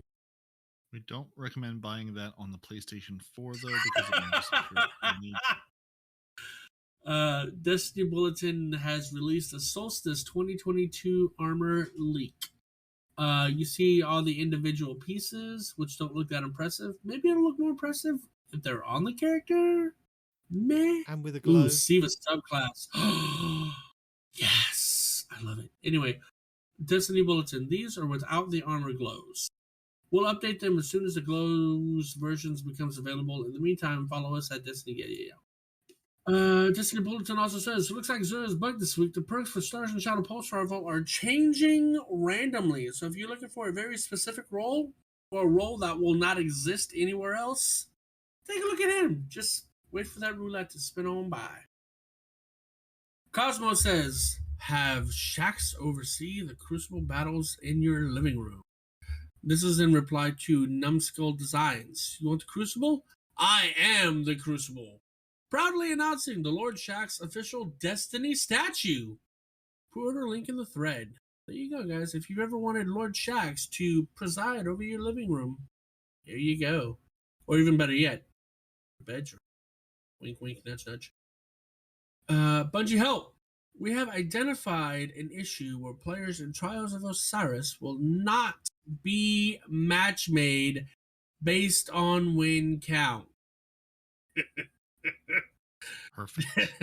Due to this issue, flawless pool and flawless post-game rewards cannot be enabled on Sunday. Oh my God! You're going to be playing with the sweaty all weekend. We will provide additional updates when possible. Pete XN, comma, the Maidenless, says, does this mean week 1 rides again? DMG says, not entirely. Week 1 still match players based on win count. This will feel more like Legacy Trials, Wild West matchmaking. You could be on your first game of the week and match a team that's on the doorstep of the Lighthouse. Actually, he said Flawless has been disabled, so you could potentially match with people that have already been to the Lighthouse. True. And I don't know what my word. Yeah, I mean, that sort of feels like how Trials is every week. GCX, that is Gaming Community Expo. Through the combined efforts of the GCX community, we have raised $1,836,629 and 33 cents for the kids at St. Jude Playtime. Thank you for all, and F cancer. Hashtag gaming does good. Well done, everybody. Tom Farnsworth says, we have opened 11 new states. Florida's one of them. Aha! We've opened 11 new states for remote work at Bungie. Come on, be a part of our world-class staff. They have Washington, California, Oregon, Illinois, Florida, North Carolina, Texas, Colorado, Washington, D.C., Georgia, Massachusetts, Maryland, Minnesota, New Jersey, New York, Utah, Virginia, and Wisconsin. GMG. And see, huh? And see, both Kingsley Mac, you and I are in that list. So see, you get a podcast and you get to work for Bungie. Yep. That's how it works. Yep. Sorry, Nitedemon. Oh no. DMG tried to be funny and failed. Bungie Help says, we're investigating an issue causing players to be unable to use Synthweave to unlock new armor synthesis ornaments from the appearance customization window. Do it from the other window.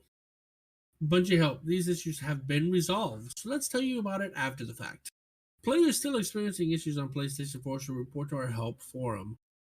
We are currently investigating reports of issues that may be causing players to encounter missing licenses, delayed silver purchases, or incorrect silver balances. Like Peroty said, don't play on PlayStation.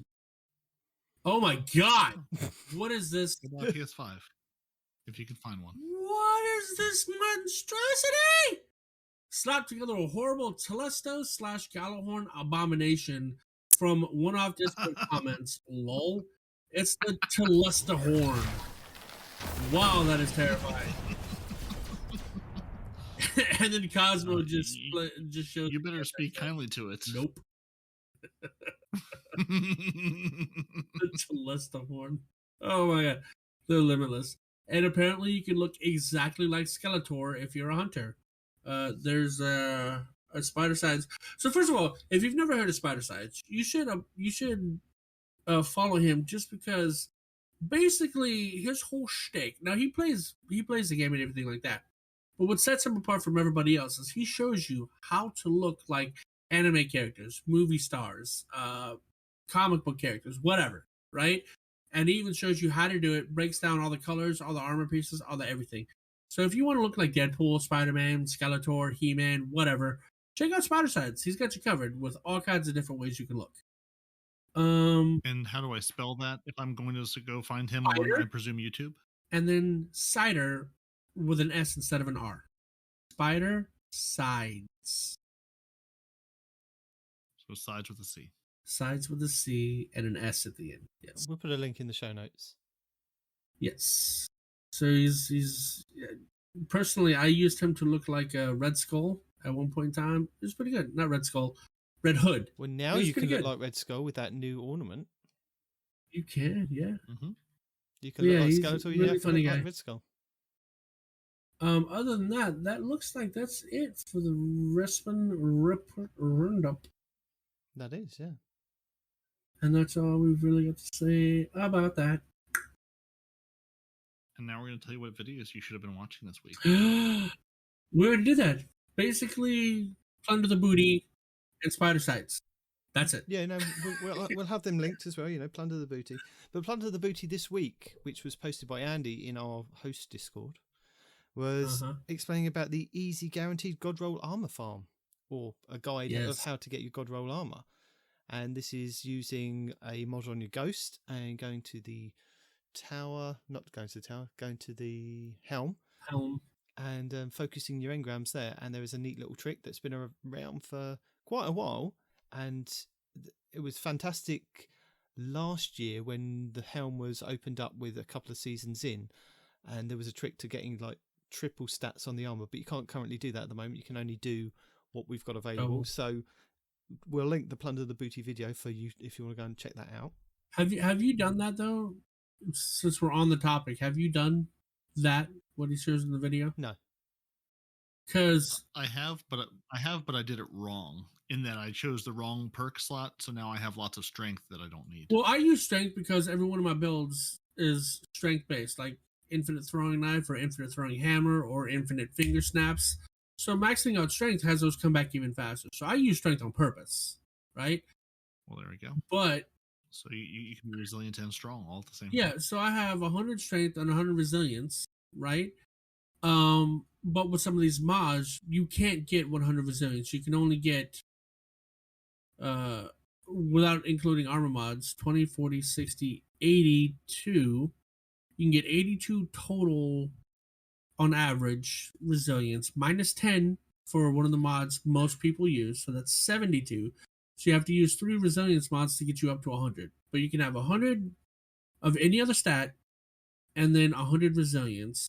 But this armor, yeah, you'll get a spike of 20 here and a spike of 20 here, but everything else is like 2 or 4 or 5 or whatever, right? Mm-hmm. So basically, you only have 2 slots to really affect your other armors. So you're going from, like my Titan right now has 90 resilience, 80 recovery, and 73 strength.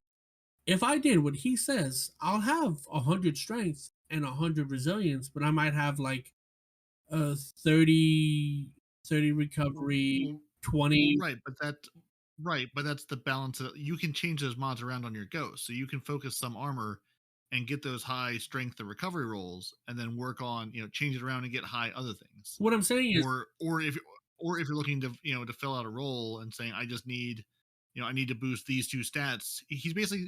It's basically saying here's how you can sort of focus on the stats you want and which stats pair together as sort of a grouping in Destiny 2. Right. He's right. Yeah, I get what you're saying. Yeah. It's sort of like an all or nothing with this, but it's an all or nothing where I want I want to focus these. All or nothing. It's like in the past you could get triple 100s, or close to it. You can get 100, and then like 80 or 100, 170. Right.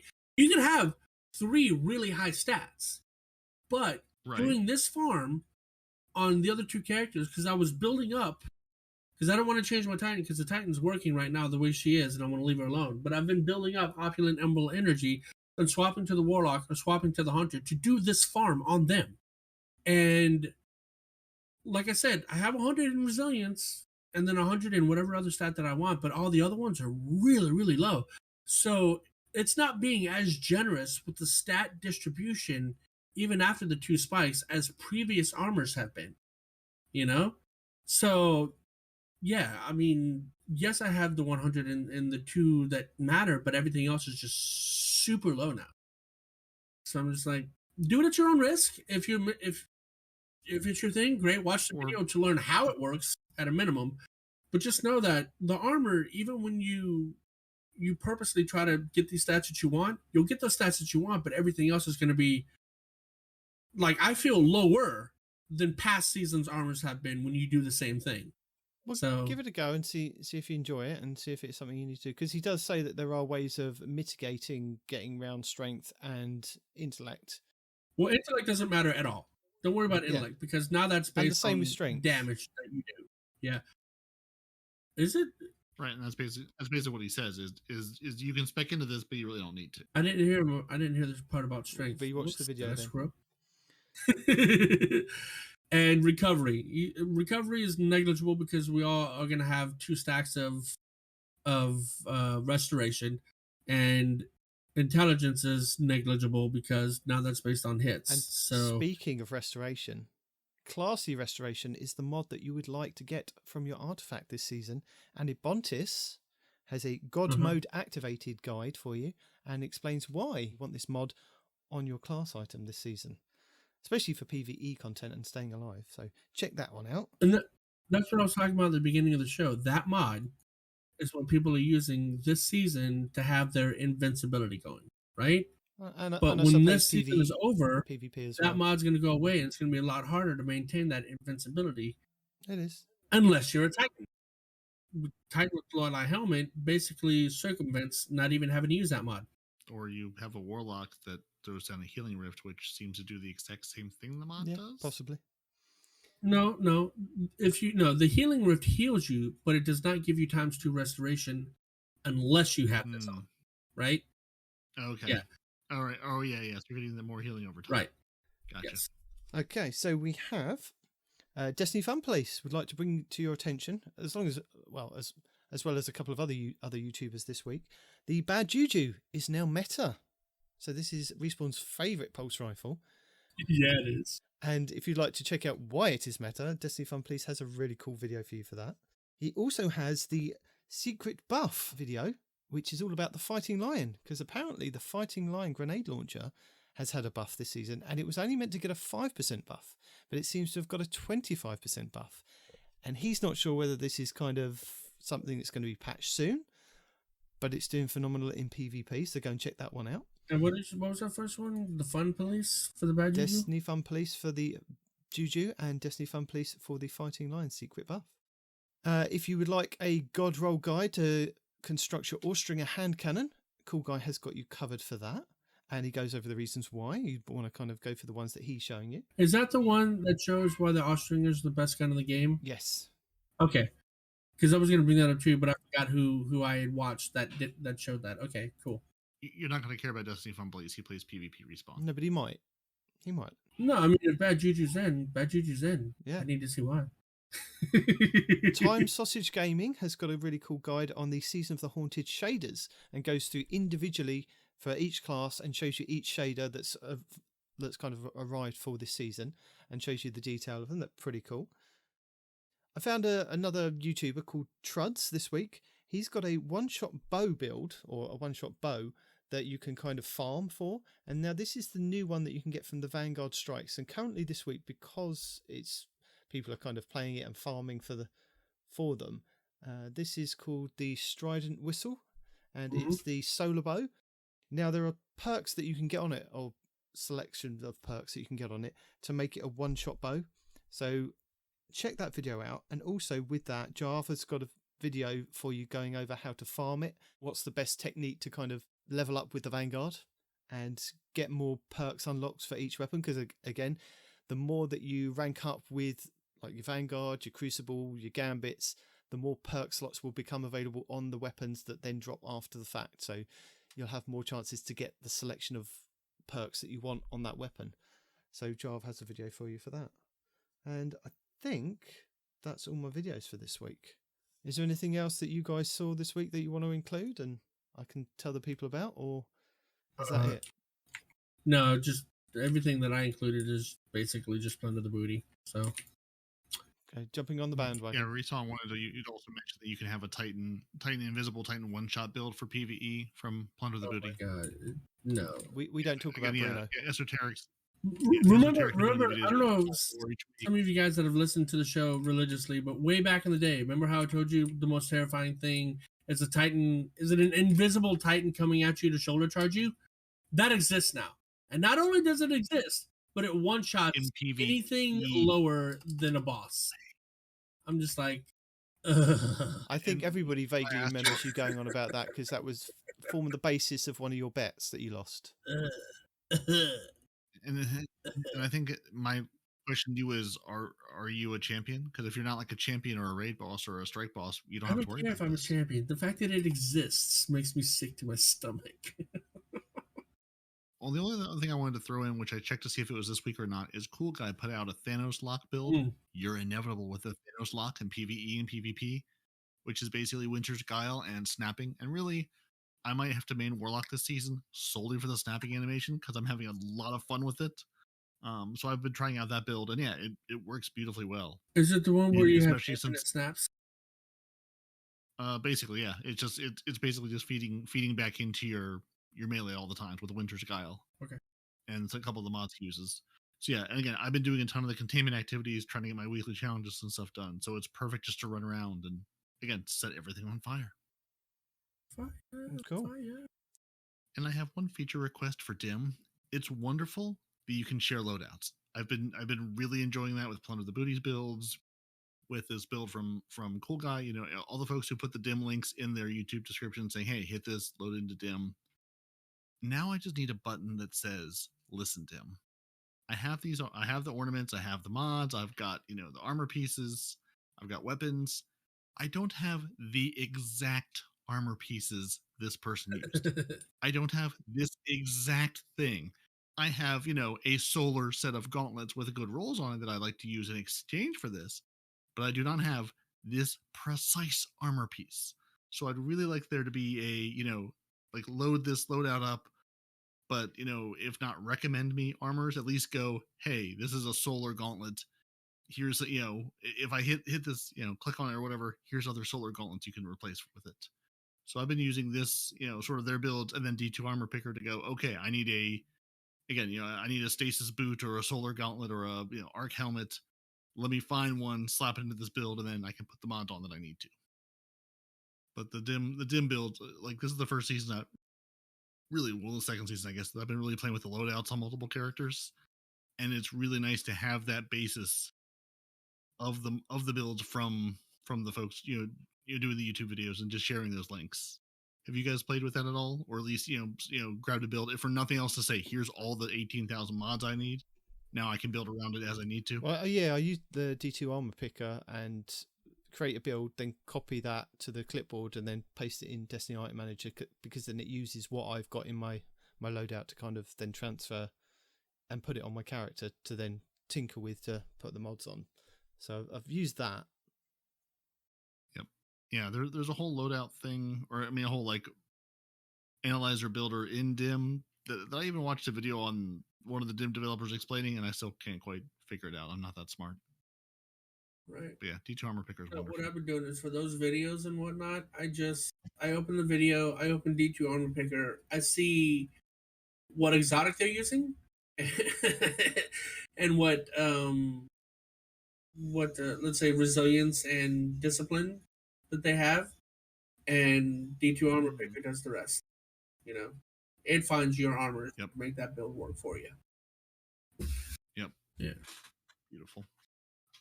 And I think you can even go as far as like adding specific mods in D2 armor picker. Let me double check. You definitely can, in terms of like, or at least like you can say like which subclass do you want to play on and which, you know, aspects or fragment do you want to turn on, because it takes those plus 10s or minus 10s into account, because you can do that with the stasis, the solar, or the void at this point, or like the charge with lights. They give you different stats, different categories. You can turn that on. Yeah. And right here you can say, hey, I want the armor to be arc or void or whatever, and then you can go specifically add the individual mods you want to it. So yeah, it's not bad. It's pretty smart, man. And it's getting smarter by the day. Big fan of it. I'm glad I listened the 8th time y'all recommended it to me. Good. Yeah, it's all stupidly powerful.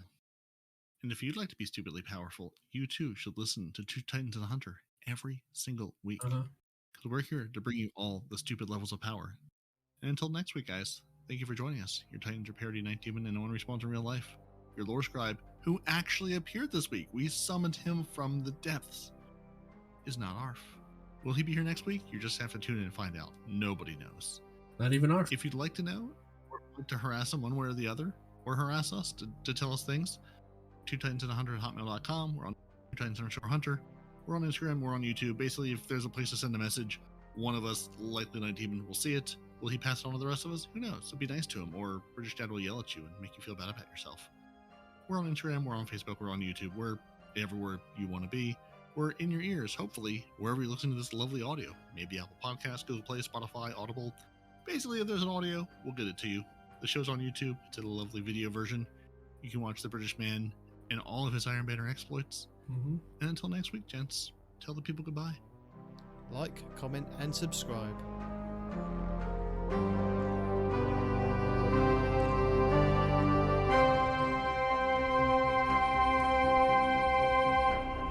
Two Titans and a Hunter, a Destiny 2 podcast.